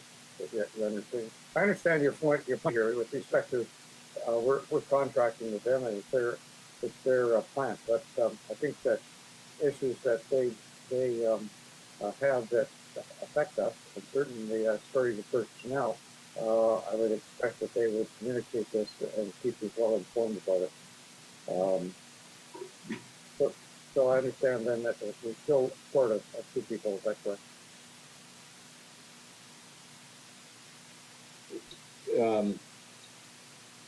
Yes, that's clear. That's correct. All Your Honor. Okay, thank you. Deputy Mayor? This may be an area that highlights the necessity of formalizing the arrangement with Orangeville beyond what it currently is, because it strikes me that if we contract with a company or with Orangeville for purposes of our water system, that we would specify minimum levels of staffing as well as notification when those minimum levels aren't in place. I mean, this is critical in terms of ensuring that the water system is being well looked after. So I don't know what the status of this agreement is, but it just strikes me as Councillor Mantalo just indicated, this is something that they should be telling us about and discussing with us.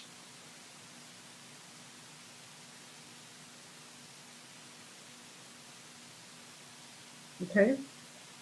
Anything further? All right, we have a motion that council receives the 2020 DWQMS internal audit report prepared by Deferred Consulting, and that council receives the 2020 DWQMS external audit report prepared by SAI Global Assurance Services. Could I have a mover? Moved by Nix and seconded by Martin. Any further discussion? Anyone opposed to the motion? Seeing none, that's carried. Okay, the next item is the item 4, 2020-21 MECP Island Lake Drinking Water System Inspection Report. And Mike has provided us with this report. Is there any questions? Councillor Mantalo. I have a few questions, Your Honor, with respect to the report and the drinking water. And I'd like to get some updates, Mike. Is one of the Coles wells shut down now because of arsenic levels, or am I misread that? So back about a year ago, we went through some mechanisms of trying to mix Coles Well 1 and 2. The thought there was that we could get the average arsenic levels down. This mixing did not really provide us with the results that we wanted. So the higher of the arsenic levels still generally below the ministry requirements. That well has been shut down, and we're exercising it to waste, but we're not pulling from it. We're currently utilizing Coles Well number 1 only. It's running right around 6 to 7 milligrams per liter, I believe. Don't quote me on the values, but it is running just slightly above half MAC, which would be 5, and we are utilizing that well when needed.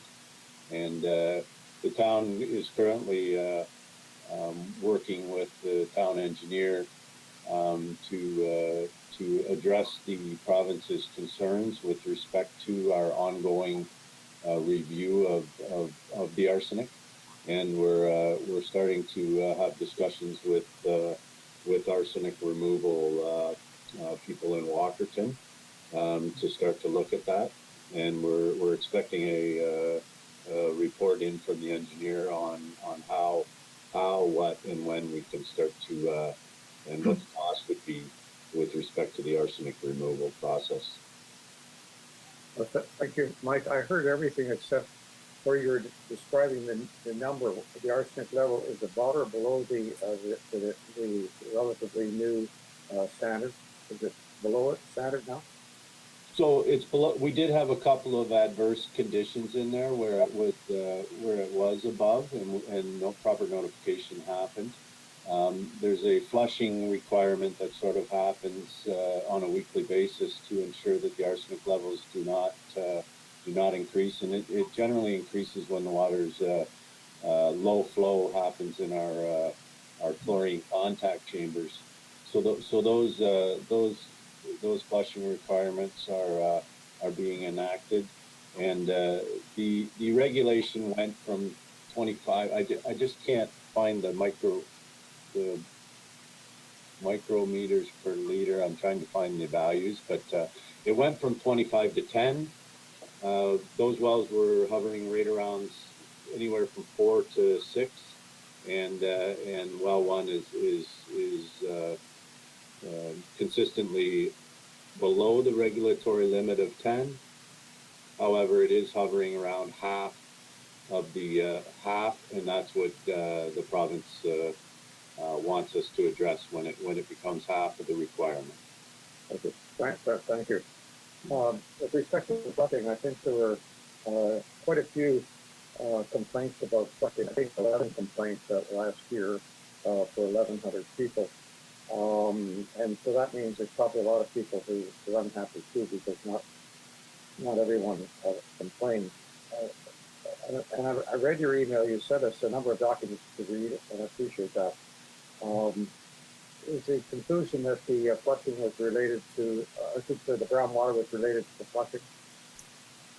Out of due respect, I'd have to agree. I think our water system, the complaint system, is very low. I think it's an acceptable level considering what we are doing. That's why I sent council those letters. I think we're going to definitely be talking about this in a further item in the agenda, and I think that could be started off by Mark and probably followed through with me when we get to that item.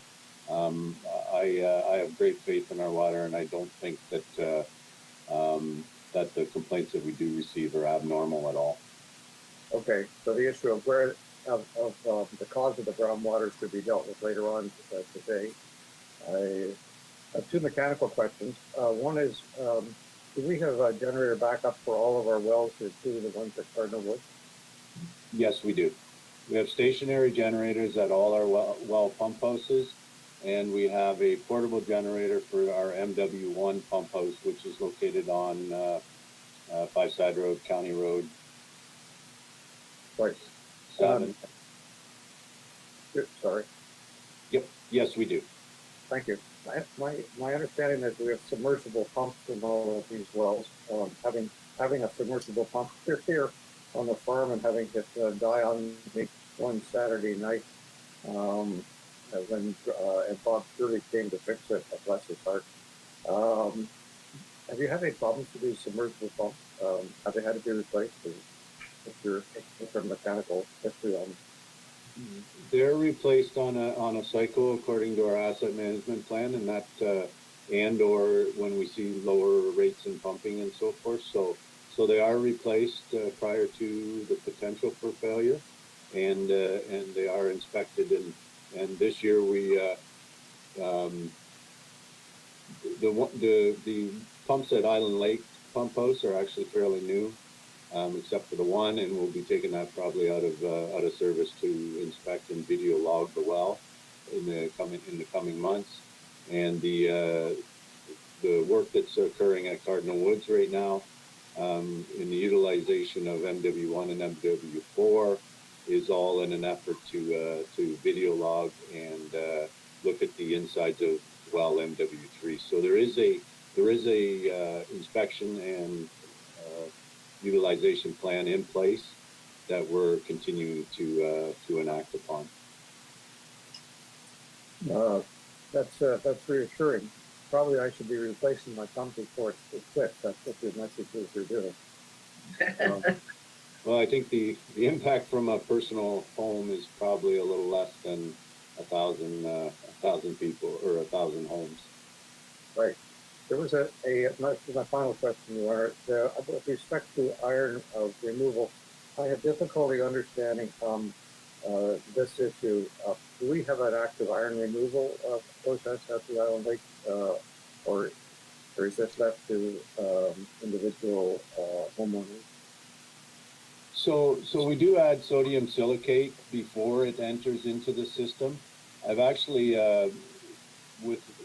with a response to the information that was received during the break, I've started to have conversations with respect to the levels and whether we're adding appropriate amount of sodium silicate.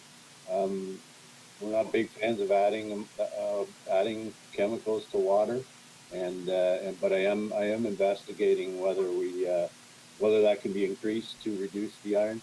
But the iron, it could be lime, it could be calcium, it could be anything.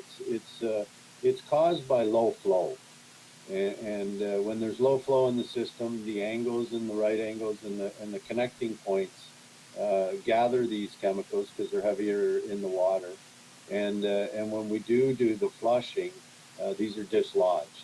The water is clear on a general basis, but when we do the recommended cleaning of the pipes, we don't do swabbing. Some take large Q-tips and swab the entire length. I know New Tecumseh has that practice, and those will cause some brown water. But we do an active flushing of hydrants, and it will cause these irons, these metals that have stopped on and stopped connected to the pipes internally to dislodge, and that is really what is happening here. Now, Mark is, I think probably best to stop there, and we can definitely get into it from when the item on the agenda arises. So when you add sodium silicate, what does that do? Does that bind the iron, or does it come out in some tank somewhere as a sediment, or? So to the best of my knowledge, it dissolves the iron particles and reacts on them so they do not cling to the certain molecules as much, and they become more fluid. So they're not as noticeable. But like I say, I'm just getting into my research on that, and I'd have more information in the coming months. Thank you. Okay. Any other questions regarding the report? Seeing none, then we have a motion that council receives the MECP Island Lake Drinking Water System 2020-21 final inspection report. Could I have a mover? Moved by Mantalo, seconded by Nix. Any further discussion? Ask for anybody who's opposed. That's carried. Thank you. And now on to the 2021 Health and Safety Policy Statement. And that's been provided to you on the agenda. Are there any questions regarding that? Seeing none, we have a motion that council adopts the 2021 Health and Safety Policy Statement. Could I have a mover? Moved by Martin and seconded by Creelman. Any discussion? John?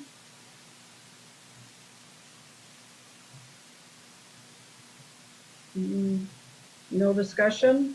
Okay, so I'll call for the vote. No, I don't have anything. Okay, thank you. Anybody opposed to the motion? Hearing none, that's carried. Okay, so we have the next item is the request from Deputy Mayor Creelman regarding the Fieldstone water and wastewater issues. So, Madam Mayor, if I could put context to this. Sure. So I monitor a Facebook page that reflects the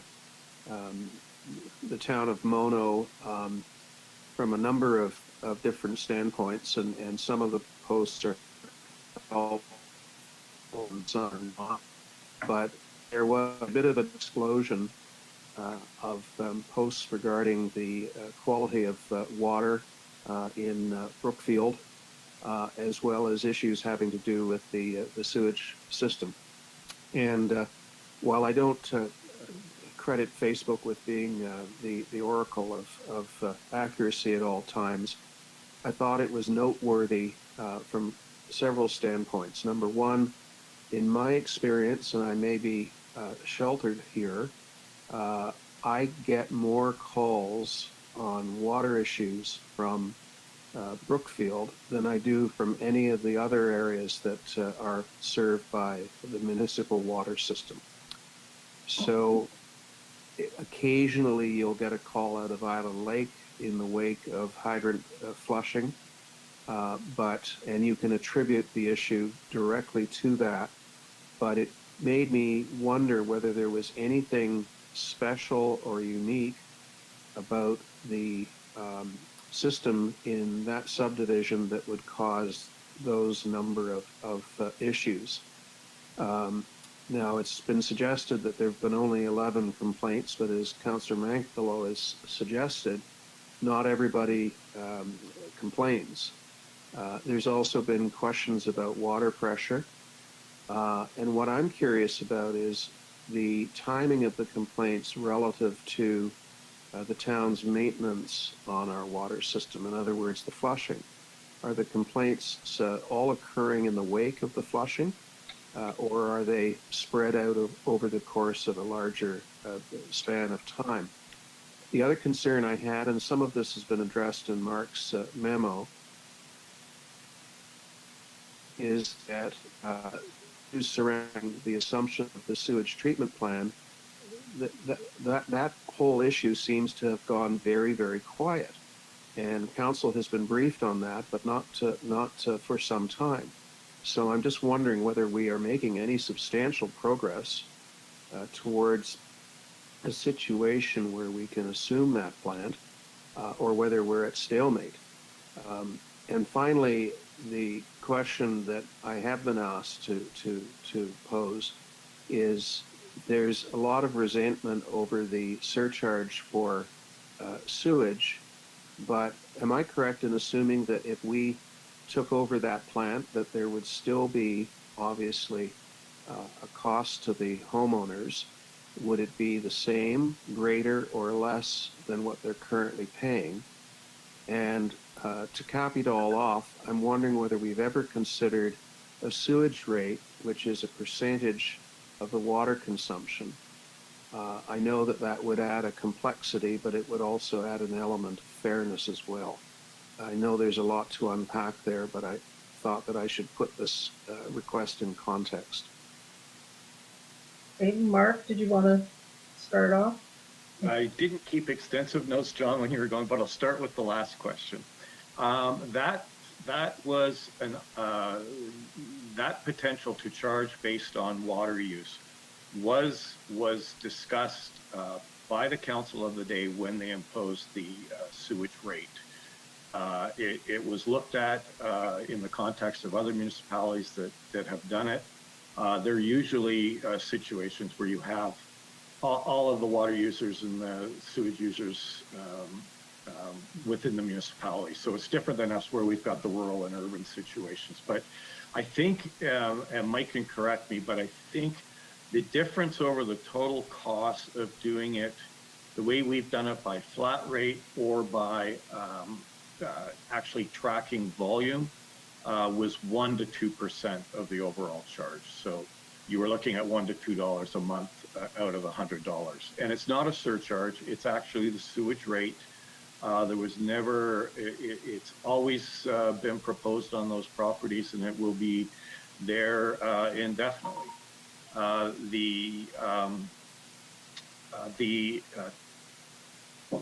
In terms of the future costs, we've always looked at doing that when the town took it over, because that is a requirement for Brookfield to do. So within the subdivision agreement, before the town takes over the wastewater plant and assumes that Brookfield will be completing through our consultants a revised rate for the plant.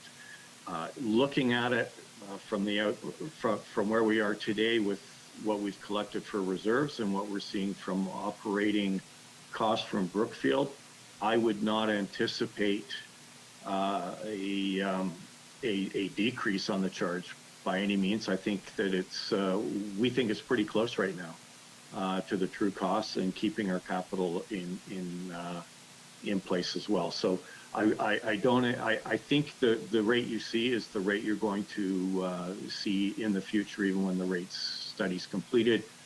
There may even be increases because right now, quite frankly, Brookfield is paying for our engineers in review, and when we assume the plant, those charges will have to be incorporated into Watson's rate study. So I think that's kind of where I am in that regard. In terms of the calls on water and the fact that we've only got 11, I think that anyone who's calling you with water complaints, they should be told to be calling the town, or Councillor Mankdalo, they should be told to be calling the town so that we can accurately document them. As you can tell, we do monitor the complaints seriously. We're active with the complaints and analyzing them. And if we don't know about it, we can't address them. I refer everybody to you who calls on water. Okay. So we're seeing I haven't responded to every single.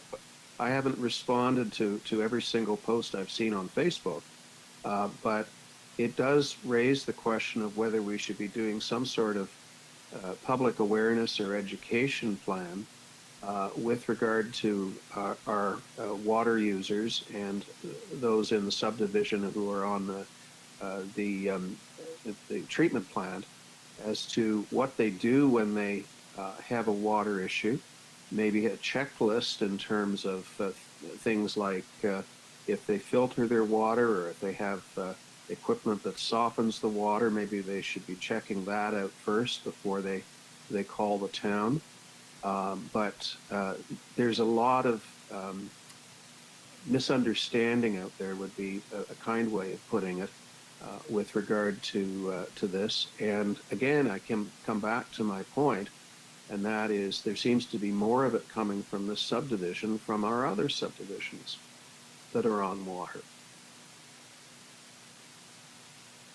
If I could add a few things to that, with what Mark had said, there seems to be a large misconception with respect to the wastewater treatment plant. The sense or that I get from the residents is that they think that the town is collecting the $90 to $100 per month, and that we're banking the entire $90 a month, and that Brookfield is paying out of their pocket for the wastewater treatment plant. That's not the case. The town is reimbursing roughly 78% of that to Brookfield for the paying of their operator. We collect it. We're actually collecting it on behalf of Brookfield. It's just easier. It made more sense. It's a town service. It will eventually be a town service. And we have the department of which Brookfield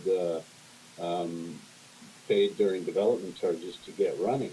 So I think there's a large misconception that the people in Brookfield think that the town's collecting all the money, and Brookfield's paying the freight, and we're taking 100% of the money and putting it in reserve, as opposed to the 22% that we're actually putting into reserve. The other 78%, minus or plus loss or surplus, is being reimbursed to Brookfield, and Brookfield submits bills and electrical and hydro and everything to the town. So that's something that I think is potentially out there, that they believe that the money's not that they believe the town's taking all the money, but that's just not the case. With respect to the water, of the 11 complaints, 9 of them are fouled softeners and fouled reverse osmosis systems. The other ones are related to immediate phone calls after the flushing, which occurs generally in the spring and the summer. And that's what sort of shocked me about the Facebook post, was there was no context as to when it occurred. I do have a DWQMS letter that's going to be mailed out to the residents. It can, and that'll be coming up in April, and that can include some information that we have on the brown water. So that would be something that we would be able to fit into that envelope, and that goes to the water users only. What we found early on was that these reverse osmosis systems were being sold to residents with very expensive filters, and they were being told that once a year maybe you need to replace the filter. Well, that's not the case, as we've found. Our water has iron, and it's about a 3-month return on the replacement program on these filters. I have worked with the local water maker and talked to them about how they sell their products, and they've agreed that there is iron in the water, and that they will start to discuss that with any potential new clients. However, we've all seen the videos where the guy comes to your door holding a glass of murky water and tells you your water is horrible, and everybody jumps on board and puts in a home treatment system when it may not necessarily be there. My thought, John, with respect, Deputy Mayor, with respect to the Brookfield being the main focus of the complaints, is a lot of these residents, I believe, are new to a groundwater system. They come from, I don't think I'd be off saying that a lot of them have come from the GTA area, which is a lake water system, and doesn't require as much, doesn't have the need for softening as much as what maybe groundwater does. And I think this is a learning curve, and I believe it's a home maintenance learning curve that we will get through. It's very similar to the Masters Creek subdivision in the north end of Cardinal Woods Phase 2. Cardinal Woods Phase 2. We went through this. It's a much smaller. I think there's only 25 houses or so, but we did go through the same issues with the complaints, and we got through it fairly quick because of the number of houses. We have 344 new users. We have some repeat callers, but we also have some people that are starting to understand the appurtenances that they've installed into their basement, and starting to realize that they are a part of home maintenance. So I do think we'll get through it. Of the brown water complaints, we also have to remember that some of these are smell and some are taste, so they're not just the aesthetics of it. The worst part is when that person happens to be that home that turns on the water after we flush. They draw the biggest hit of it, and yes, it does look murky, and that's why I provided council with the links for the city of Winnipeg and various other places that it so council can at least gain the confidence that it is common. With my further research on the sodium silicate additives, but I do believe that we are set up really good in this office from a customer service point to explain these. And while Facebook may be a good thing for neighbors to communicate with each other, it's still not the horse's mouth. And the horse's mouth is sitting in these offices here, and we can provide and work through and raise the confidence level of the residents and the users, and that can definitely be as I spoke to Deputy Mayor, I'm working on frequently asked questions, and this will become part of that. We'll get that out on the web, the town Facebook page, and hopefully I get it in time for the release of the DWQMS letters.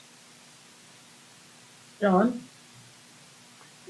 Well, I just thought of an insert for our tax bill, and at the risk of delaying the sending out of that tax bill a few days, I think this would be a terrific opportunity to do a generic message with regard to water systems, whether they be private wells or municipal source, and a checklist of what you look for if you're experiencing difficulties, such as reverse osmosis filters and water softeners that aren't maintained properly, and so forth. So I don't feel I need to move a motion, but I would suggest strongly that we defer sending out the tax bill, and I don't think anyone's going to object to that, for a few days, so that we can put together some messages that can go into that document, into that manner. Mark? I was going to say, did you want to rush that, or did you want to go with a more of a comprehensive PR campaign? I think we do both. But I think that if we're sending out something to our residents, we have an opportunity to educate them about water systems. We can do a Q&A and then follow up with material on our web presence and social media presence. Okay, Councillor Nix?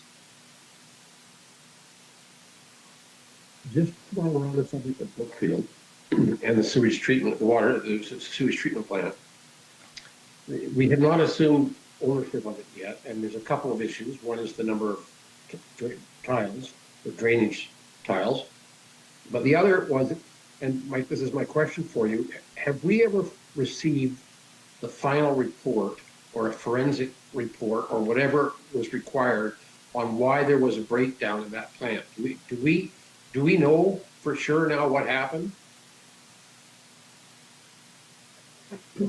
We haven't received anything directly in writing from Brookfield, but we have had meetings about it. And I want to ensure council that we are in contact with Brookfield throughout the summer. It's not something that we just we just close our blind eye to by all means.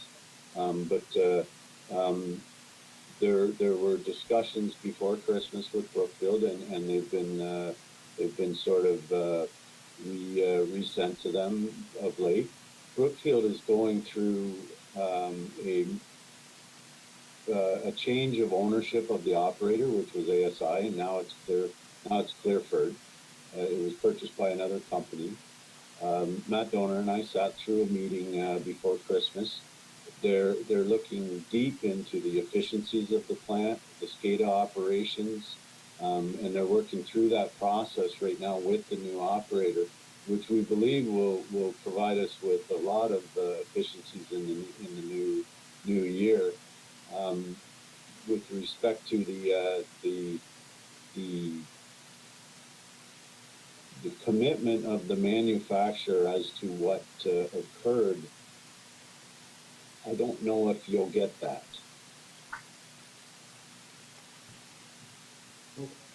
Just to help Mike, just so council, just to recall, when you dealt with this in camera with the town solicitor, there was the issue that the manufacturer of the plant was involved with a lawsuit with Brookfield and I believe other parties, which will affect what information will be ultimately provided to council.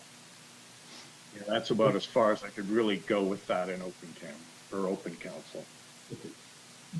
Will we assume ownership of that plant before we know what happened? I think we could bring you a report at that time on that assumption as to what has gone on and what has occurred, Fred, but I think at this time, I can't. Okay. Ralph? 2 points, Your Honor.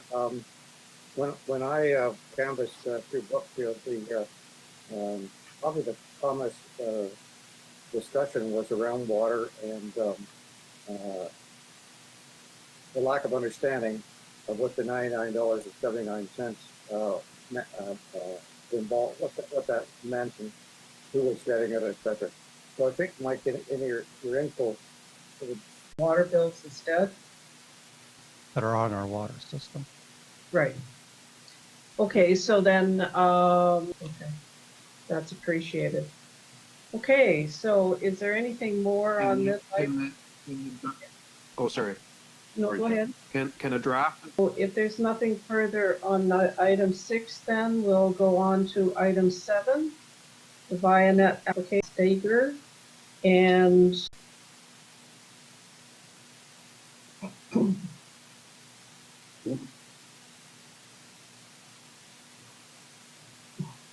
we go.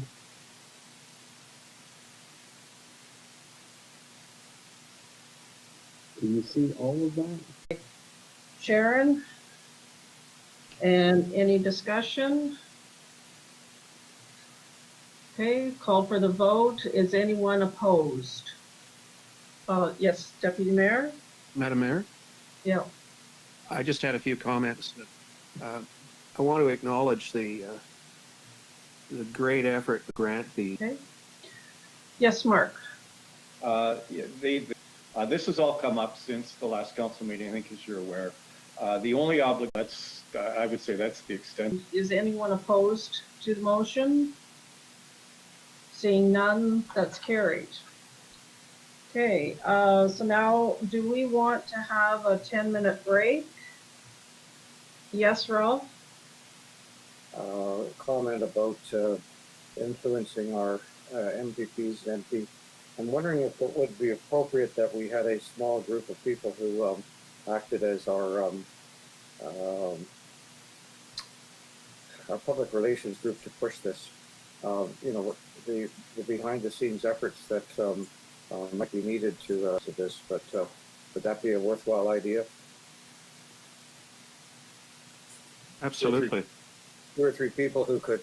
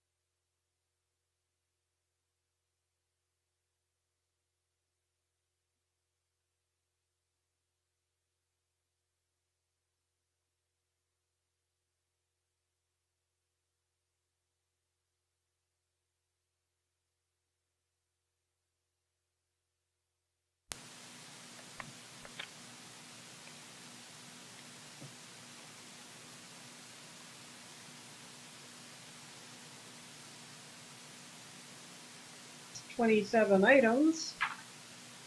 Who wants? Written a declaration of conflict on item number 5, that being the Orangeville Public Library non-resident membership fee letter. And the reason for my declaration is my spouse works there. Okay, Apart thank from you. that, I do have some items just tweak to Okay, on you, TRCA. I think it's terrific. This item act of the cost of police officers, frankly, any other offense, and all you have is the Crown filing a series of sworn statements. How do you defend yourself? How do you possibly mount a defense step backwards? And it's being done in the name of saving money and getting our courts up and running faster. I get all that, but I think it's retrograde in the extreme.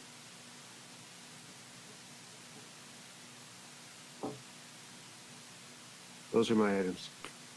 okay. Lance, I just wanted to know, so this is found money. I know they want to audit how we spend it. Do you have any, first of all, is it true that this is? To let council know, we have received the funds. We received it on actually yesterday, the 41,000. Basically, what I would do is treat the funds the same way as I did the grant last year, is put it into, like, set it aside, and anticipating, depending on the increased cost, lost revenues, we'll probably end up using the 41,000 as well.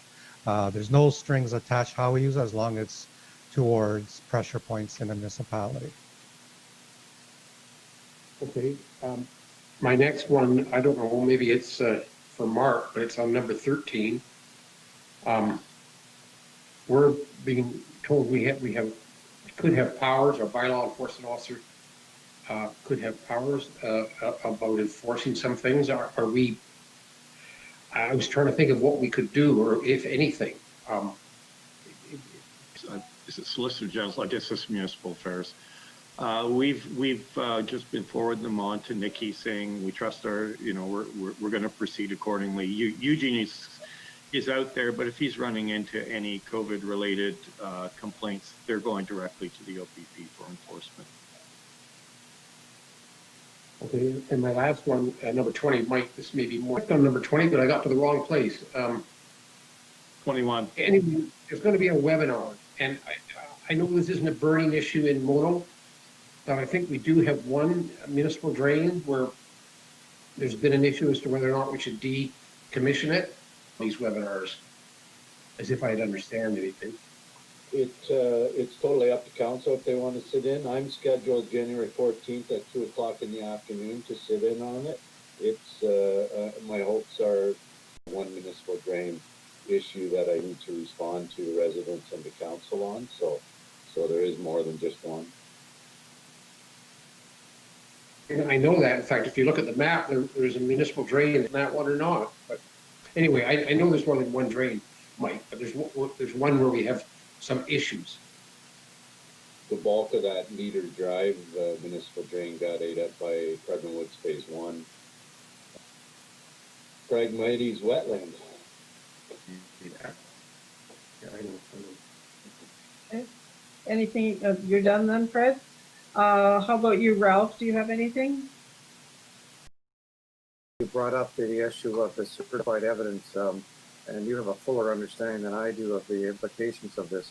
I just thought it was a terrible thing for particularly for the little guy who is standing there trying to defend himself in court. I'd like to comment on number 20. This is the red program, economic infrastructure stream, or the economic diversification competitive stream. Do we have any projects that we might make use of these funding?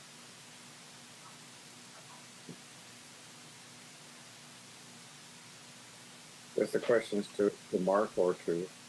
Sorry, I was just trying to click on there. The actual stream, I'm not aware of any projects right now, Ralph, that would qualify. I could certainly go through. We've received funding for, and we're trying to get them built. And I'm thinking more specifically the the bike trail, the hike and bike trail work, that component since the parkland. We're certainly looking at that through the federal funding program. And they do tend to emphasize more on partnerships as well. So that would be a mitigating factor, Mark, to push an application further down the road. The hike and bike trail, we funded the signs, which have been actually are produced and are sitting in our storage building at the moment. Come to council whenever we needed her to explain things or bring something to us. So I wondered if it would be appropriate for us to send something to her. Mark, she's already gone. Is she left? No.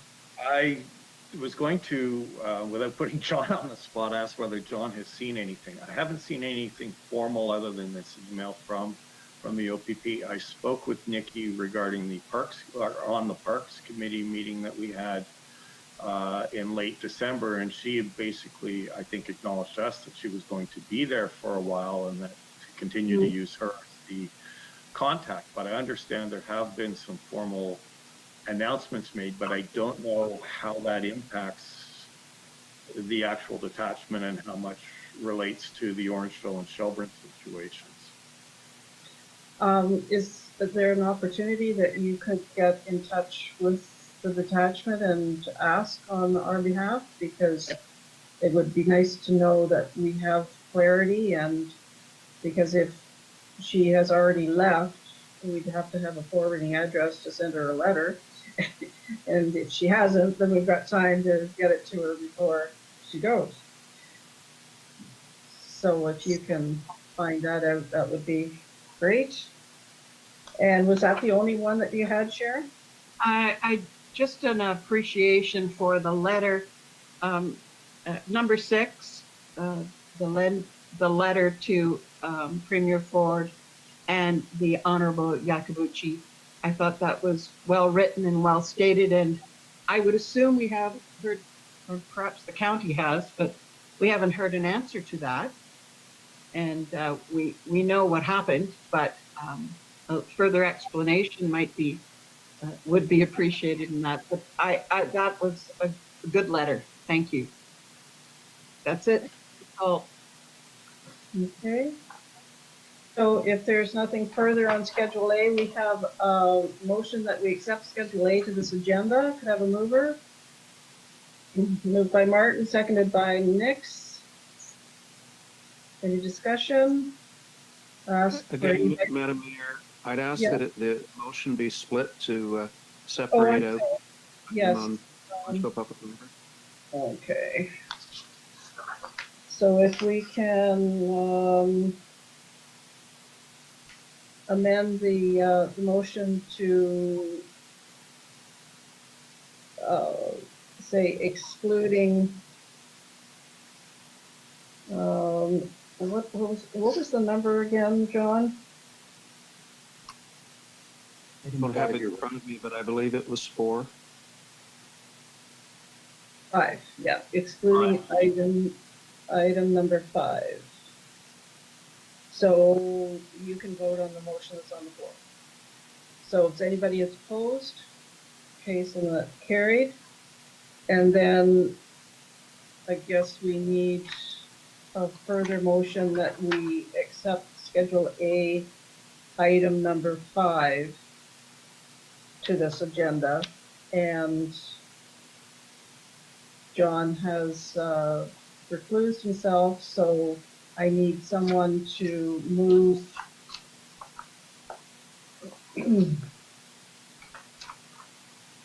the additional resolution. And so moved by Martin and seconded by Mantelo. And all in favor? Okay, so we're good. So Fred, you've got that extra motion? You work it. Okay, thank you. Now, we are at reports of members of council and staff projects. So we'll start with Kim, are you there? I'm here. All right. Well, Happy New Year, Council. It's my first opportunity to say that to all of you, so I hope you had a safe and active New Year. A couple of things to let Council be aware of is that 2 of our rinks are up and running, the one at Purple Hill Park and the one at Island Lake, or at Mono Center Park. Being actively and heavily used. We do have signage that is supposed to arrive today from the sign maker. The sign maker took just shy of a month getting our signage to us, but I spoke with them yesterday and they have assured me that the signs were shipped yesterday. And we shall be in receipt of them today, which is signage letting people know what the maximum number of people are permitted at one time on the rinks. And at this time, it's 10. I understand that that could be changing to 5 as of 1 o'clock this afternoon. But if so, we'll just put a vinyl sticker over it. Anyway, Tobogganing Hill, same thing, lots and lots of use. Personally, I've been out at the Tobogganing Hill. I've also been out at local Tobogganing Hills here in Orangeville, same thing. All kinds of use going on with outdoor activity, and happy to see it. At the same time, lots of numbers. So our signage will be important to get that up today, hopefully, if not at the latest tomorrow, as soon as we receive it. The other thing to let council know is out at Island Lake Family Park, we are having problems with people using the park for snowmobiling. Police have been called. We have some awesome residents out there who are keeping track of that for me. And they did contact the police. They had been in contact with me over the Christmas break. So they did contact the police at one point when we had 5 snowmobiles out there. And police did go out and speak to the individuals of the fact that we have no motorized vehicles permitted in our parks. That's part of our park bylaw. And signage did go up last night. A large sign went up at the park indicating no motorized vehicles are permitted out there. So hopefully that will curtail the problem. The grant application was made for Investing in Canada infrastructure program for the $100,000 allotment. That was the maximum we were permitted to apply for. So hopefully we will be successful in that. We unfortunately don't hear about that until about June. However, we're going to go ahead and still put the tender out for the park. We just cannot, what's the word? Give the tender to anyone until we know about whether or not we've been successful at the grant. And last but not least is the Recreation Advisory Committee have been meeting. We met in November, December, and again, we're meeting on Thursday evening. And they've got 2 new programs coming up, winter challenges. This was in the newsletter. We did put some indication in the newsletter about it, but they're called, one is called Show Us What Your Winterfest Looks Like, because we're not going to be able to run Winterfest, obviously. And the other one is Mono Winter Bingo. So we're using the budget money that we have from Winterfest for both of these, and both of these programs are encouraging people to get out and get active in the wintertime. And there will be prizes associated with those people that are most active or who get their bingo card filled out first. Okay, That's it. Any questions of Kim? Seeing none, thank you very much, Kim. Dave Trotman.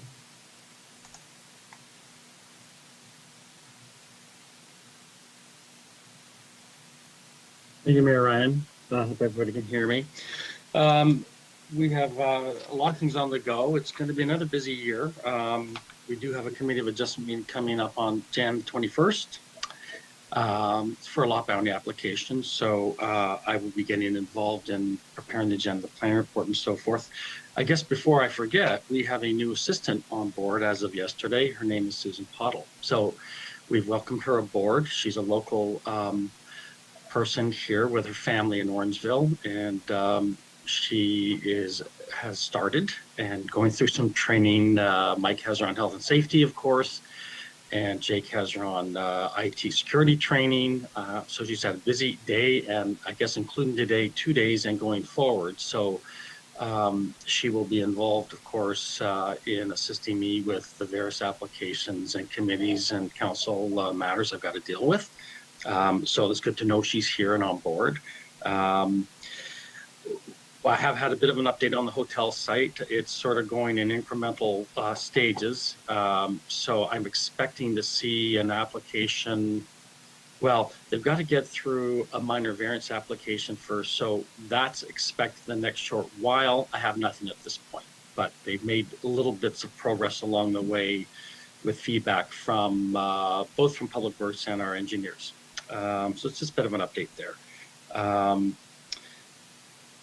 We're probably going to have more committee of adjustment applications coming in, probably for a mid to late February or March meeting. At this point, there's at least 3 or 4 coming. So again, an FYI on that. There will be an upcoming Dufferin County EOP review. So again, these are one of the regular meetings per their work plan that came out last year. That's expected in the next within the next month. As will be the economic development roundtable meeting that's coming up shortly. What I have not heard yet, although it's a little bit early days yet, is a decision on LPAT from Greenwood. So we're expecting that in the first quarter. It could be, the expectation was end of this month. We'll see if that actually materializes. And that's really about it for me for now. Thanks. Okay, any questions of David? Ralph? Yes, David, could you repeat Susan's last name? I didn't quite catch it. Sorry, Councilman Michael. Pottle. Pottle. Pottle. Thank you. Okay. Thank you, David. So now on to Les. Thank you, Madam Mayor. I have nothing further to report other than what was reported earlier as part of the agenda. Thank you. Okay. Any questions of Les? Thank you. So, Mike. So just to bring you up to speed with the water main, so Highway 9 water main, as you're aware, the loop was completed before Christmas. Bluebird storage has connected. They've passed all the certifications in chlorinization. The next in line is Honda, Discount Rentals, Chrysler, and Blackstock. They have all started to submit paperwork, and they need to go through their disinfection process and backflow certification. So we're hoping that they can get everything taken care of in the coming days and weeks, and we're working with the gas station as well. So that's going along. The SCADA project, hats off to Mr. Donor when I was off. It is a major computerized upgrade for the water system. It had some of its some programming and coding conflicts and issues that we've sorted through. Town of Orangeville has worked hard with the software company to ensure our alarming and checks and balances are all in place. So it definitely is a major upgrade to the water system that we're generally happy how it's commenced, and we hope to have that contract closed. The contract is generally closed now, and we hope to have that closed by the end of January. There was, as council will remember, they entered into an agreement with the developer with respect to the commercial lands at Hockley and Highway 10. They did do some test well drilling. That's been slowed down because of the holidays, and they are starting, and it caused some fairly significant staffing issues with respect to the amount of time that was required to get this test well going, but we're working through that, and they expect to have some results. We expect to provide them with some results in the coming weeks. And Mark and I have been working through the working group with the third line parking, and I expect to have a report for council next week with respect to the recommendations there. And that's about it. That's where I stand. Unless council has any questions, that's it. Okay, Deputy Mayor? Remind me again about the working group for the third line parking. Did I miss a meeting, or are there members of council in that process? You were, oh gosh, I think you were there for a short period of time, John. Okay. Mark, I'm not having much of a recollection. Oh. And I'm doing an update on that, John. okay. Well, But I have some things to say about that in my report, so I'll save that. Yeah, that's fine. And I'll do the same. Is there any questions for Mike? Okay, thank you, Mike. Fred Simpson.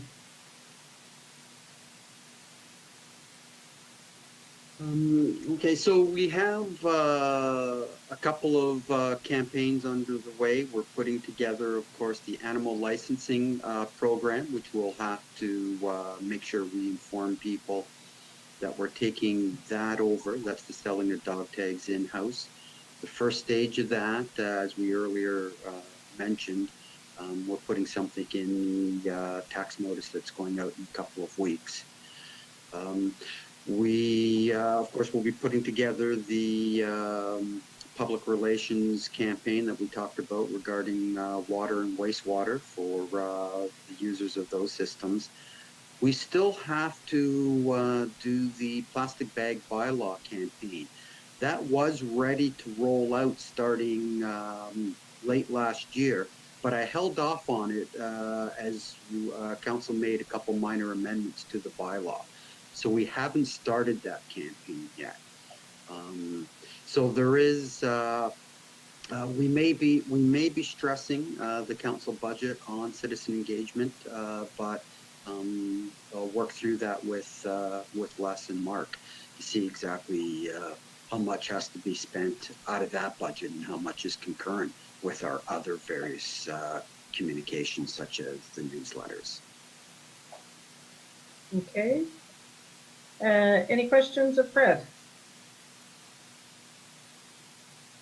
Okay, seeing none, thank you very much, Fred. Okay, Mark, it's over to you.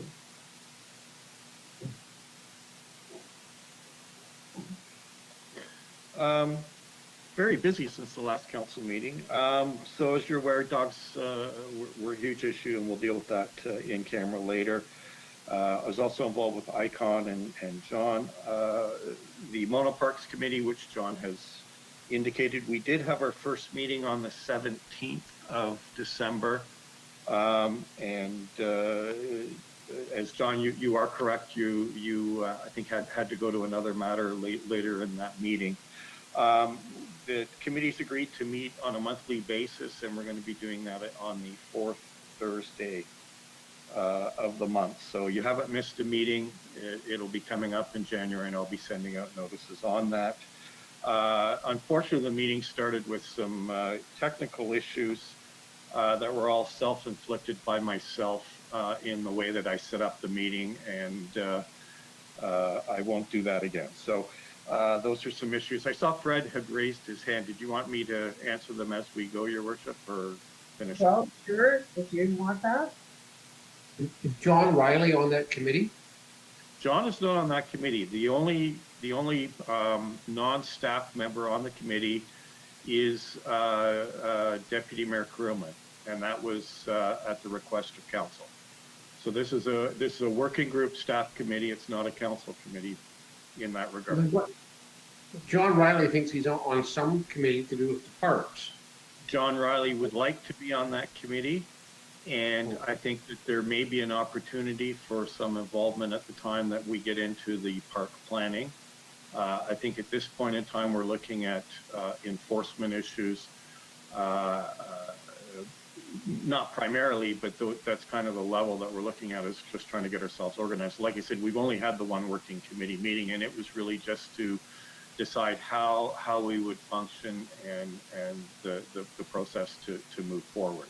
I have John's email. I will be responding to it later today. Okay, Ralph? Mark, I don't know whether this committee is going to consider this or not, but I've had 3 contacts, 2 from one household, with concerns about the ability of the park to sustain the traffic that's going through it from the standpoint of expected environmental issues, degradation. Mm-hmm. I would think, I myself, I haven't got a position on this yet. I'm still thinking about it. But I would think it's something that should be considered along with the parking issue, because it may in fact help solve the parking issue if there was a limit put on people who came to the park, whether that's practical or not. I think it's worthwhile.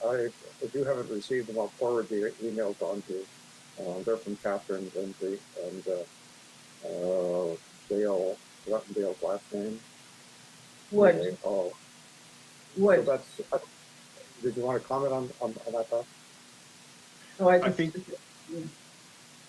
Sorry, the email that was sent out yesterday by Dale Wood. Right. So, but I think what we were initially trying to do was to start off the discussion so that we would be ahead of the curve when spring came and the deluge started all over again. So getting some practical measures in place in terms of long-term planning of what the park can and shouldn't or want to do. I would think that we have to be very aware that it's a provincial park and there's not going to be, I mean, we can comment and we can request a seat at the table, but it's really up to them to decide how they're going to manage their park system. So, but at any rate, go ahead, Mark. I was going to say, and they are looking at the park in the context of the local issues as well. And the environmental component is not lost on them. Even the comment, that was made, I think when they were at council, was that expanding the parking area is not something they can just go ahead and do. They do have to assess that in the context of the park management plan and what it means to have more people trampling in their parks.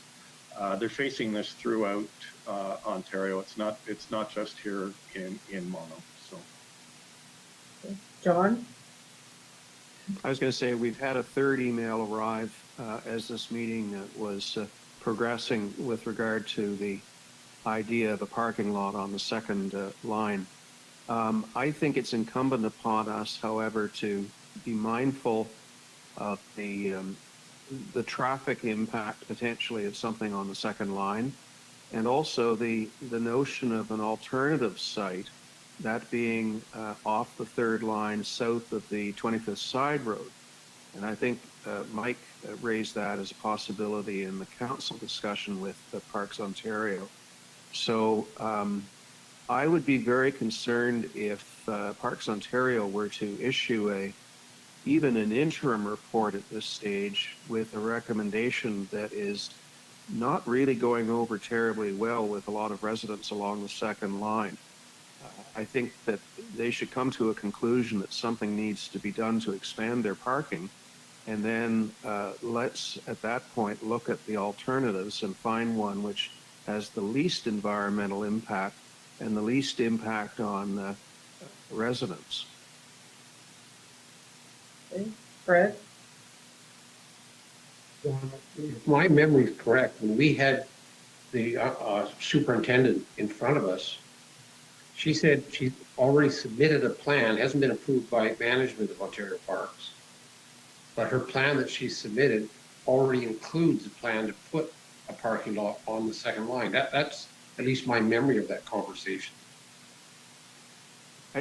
Fred, what I think she said was that it is going to be part of what she submits, but she was talking about a submission date of mid-January. So it is conceivable that it's going to find its way into the report, but I would really hope that we have a whole lot of say in this, because we're the ones that raised the issue, and you know, there is a viable alternative that, frankly, I think makes a far better entrance to the park with less impact on the environment in the park.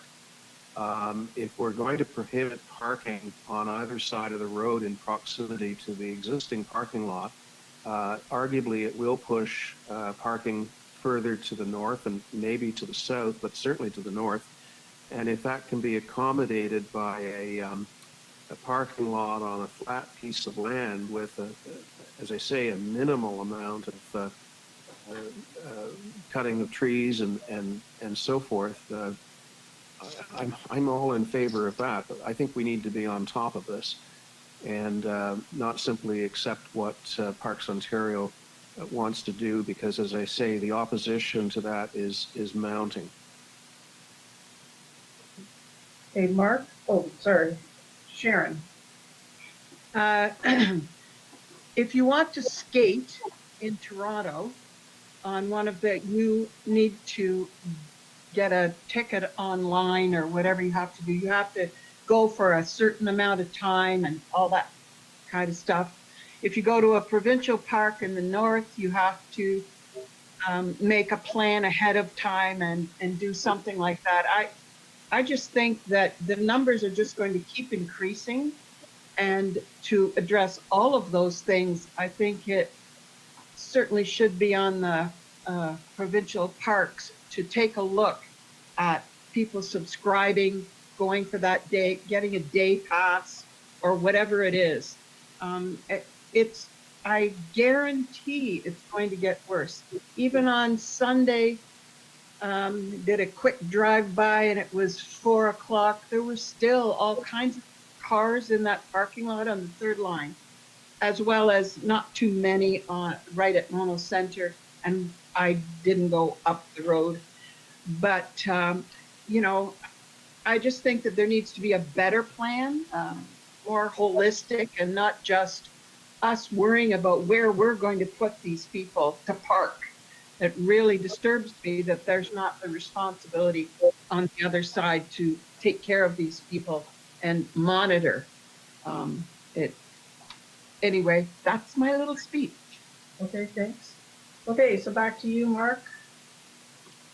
On my list, just for your advice, I was contacted yesterday by a representative from the Richies. They are going to ask that their application be dealt with at the next council meeting, and I will have a full report from Mr. Feniak from Burnsides on that matter for that meeting, and we'll let the residents know that that is occurring.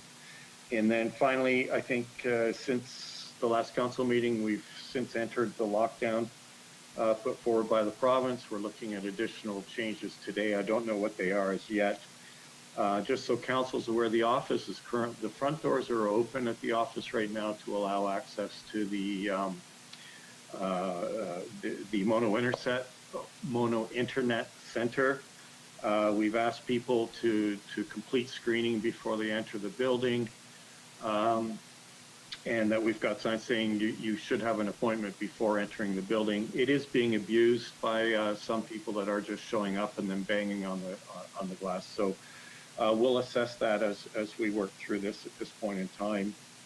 And believe that's it. Thank you. Okay, Fred.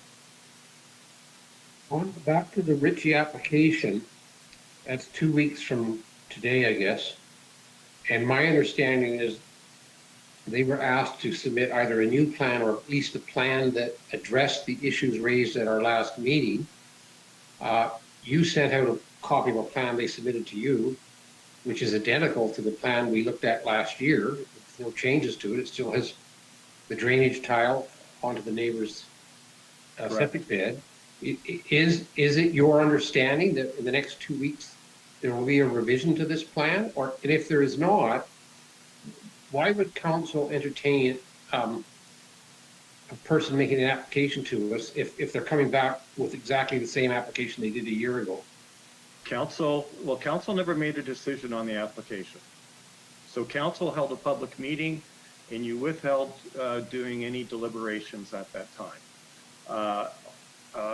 On the basis that the applicant was being asked to provide additional information based on the information that was raised during the meeting and by the councilors. It is their position that that information is all available within that report. So either I mean, if you wish to advise me to not move this forward, that's fine too, but I think we're going to find ourselves very quickly in front of another tribunal. I think you're better off by seeing the application, having it come forward with engineering advice, and then making a decision there. Okay. Ralph, you had your hand up before. Thank you. I guess I was a bit concerned about the comment that this is a provincial park and that the inference being that we could be leaving it to the province, because we have a lot of local input here. It's not just it's a park that's being looked at by many of us and walked on by many of us, and we have local knowledge. So I would hope that we would not be concerned about exerting our influence. We got into this because of parking. Maybe it's a bigger situation than that, and we should be looking at the whole environmental thing. It's not lost on me that it's really difficult for people, particularly in the winter, to get exercise and get out someplace where they have space, and that parks provide this as a really very, very viable option and very good for everybody's mental health. And so this is something it's a short-term issue. Hopefully it's a short-term issue, and it'll probably be a problem next summer. And then hopefully it'll go away as being an issue of too many people and too many cars, etc. That was all I wanted to say. Thank you. Okay. Any other questions of Mark? Seeing none, then we'll go on to council members. Sharon, did you have anything to report? No. Fred, Nix, anything to report? Not really. Okay. Ralph? Fred, you asked about vaccine when we had the Stevenson presentation. I'd like to just bring you up to date on the vaccination here. First, I'd like to say that Wellington Dufferin Guelph was very proactive.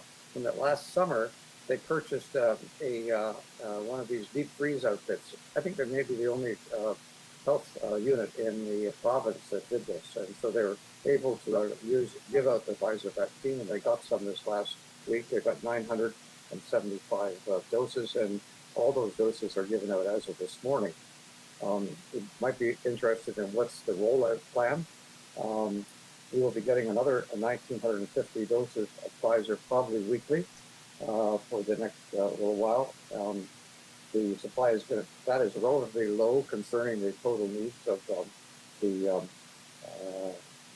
300,000 people in Dublin. Moderna, they have received 3,700 doses of Moderna vaccine, or are receiving it this week. And Moderna is much easier to give out, as you know. It doesn't require the deep freeze, so people don't need to come to the Wellington Dufferin Guelph unit, where they have been giving the vaccine. They've all been doing it themselves and managing the volume okay. So 3,700 of Moderna will be here this week, and there'll probably be another 3,700 in a few weeks' time, which they've said, we're going to keep these for the second dose. So the rollout is not going to be very fast based on lack of supply through January and February. The province has been told that they're going to get 1.5 million doses in early March. They're going to get 5 million doses in April, May, and June. And I'm not sure which vaccine this is, and this is presuming that we're not getting the AstraZeneca, which in my opinion is not the ideal vaccine. but it's Moderna and Pfizer. So we're going to have 15 million doses by the end of June. Their Mercer's opinion is that we'll be able to be looking at people who are well, the whole population, sometime in May, and we'll likely have everybody done by August. This is I think it's good to put this information out, recognizing that supply and acceptance and ability to administer are all variable. So I think that's a fairly good news thing. I'd like to see it faster, as you know from the website message that we posted yesterday. I think things are really going fairly slow. But so 15 million by the end of June, and that's single doses. So as you know, there's quite an active discussion about whether we should give the second dose or we should, and therefore hold on to enough vaccines for the second dose within the third or fourth week, or we should give them all out as Quebec is, and then give people a second dose at some longer period of time. And I don't think the jury is out on that, although there's some recent evidence that some of the vaccines are even more effective if you wait longer than 3 weeks. But that's all, thanks. Okay. John, did you have anything to report? Oh, I just wanted to put my questions of the representative of the hospital in context. Because our paramedics are employees of Headwaters and not the county, they work for the county, but they're technically employees of Headwaters. They have been able to get their vaccinations, or will be getting their vaccinations as the hospital staff get vaccinations, which I think is very important. And it sets us apart from other municipalities where the paramedics are municipal employees as opposed to working for the hospital. I just wanted to clarify that, and also double back on that Parks meeting that I could not remember whether I was part of or not. The reason being it conflicted with a county council meeting, so I was not able to attend the lion's share of that meeting. Okay. So, if that's all. Any notices of motion? Okay, seeing none, we'll carry on to the in-camera item that council moved into a closed meeting pursuant to section 239 of the Municipal Act 2001 as amended at 12:22 and for negotiations carried on by the municipality, section 239(2)K. And yes, Mark. If you could amend that, it should be, based on the discussions we had today, it should be 2 for the same reason, contract related. Okay. Well, 2 items, and then Mike and I would like to have a further discussion with you on matters arising. Okay. So with that understanding, I'll ask for someone to move the motion, moved by Nix and seconded by Langelo, thank you. And so now we are going into closed session, and Andrew, you'll take us offline.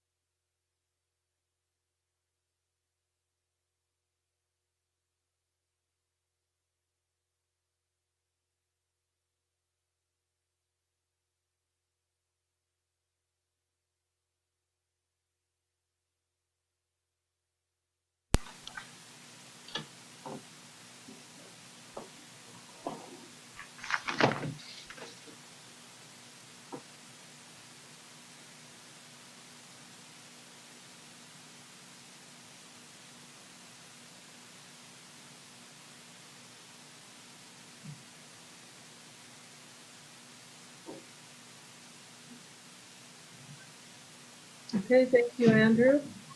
Okay, so we have a motion that we rise from in-camera session at 12:59 PM and direct staff to prepare an agreement for dog control services with Olympus K9.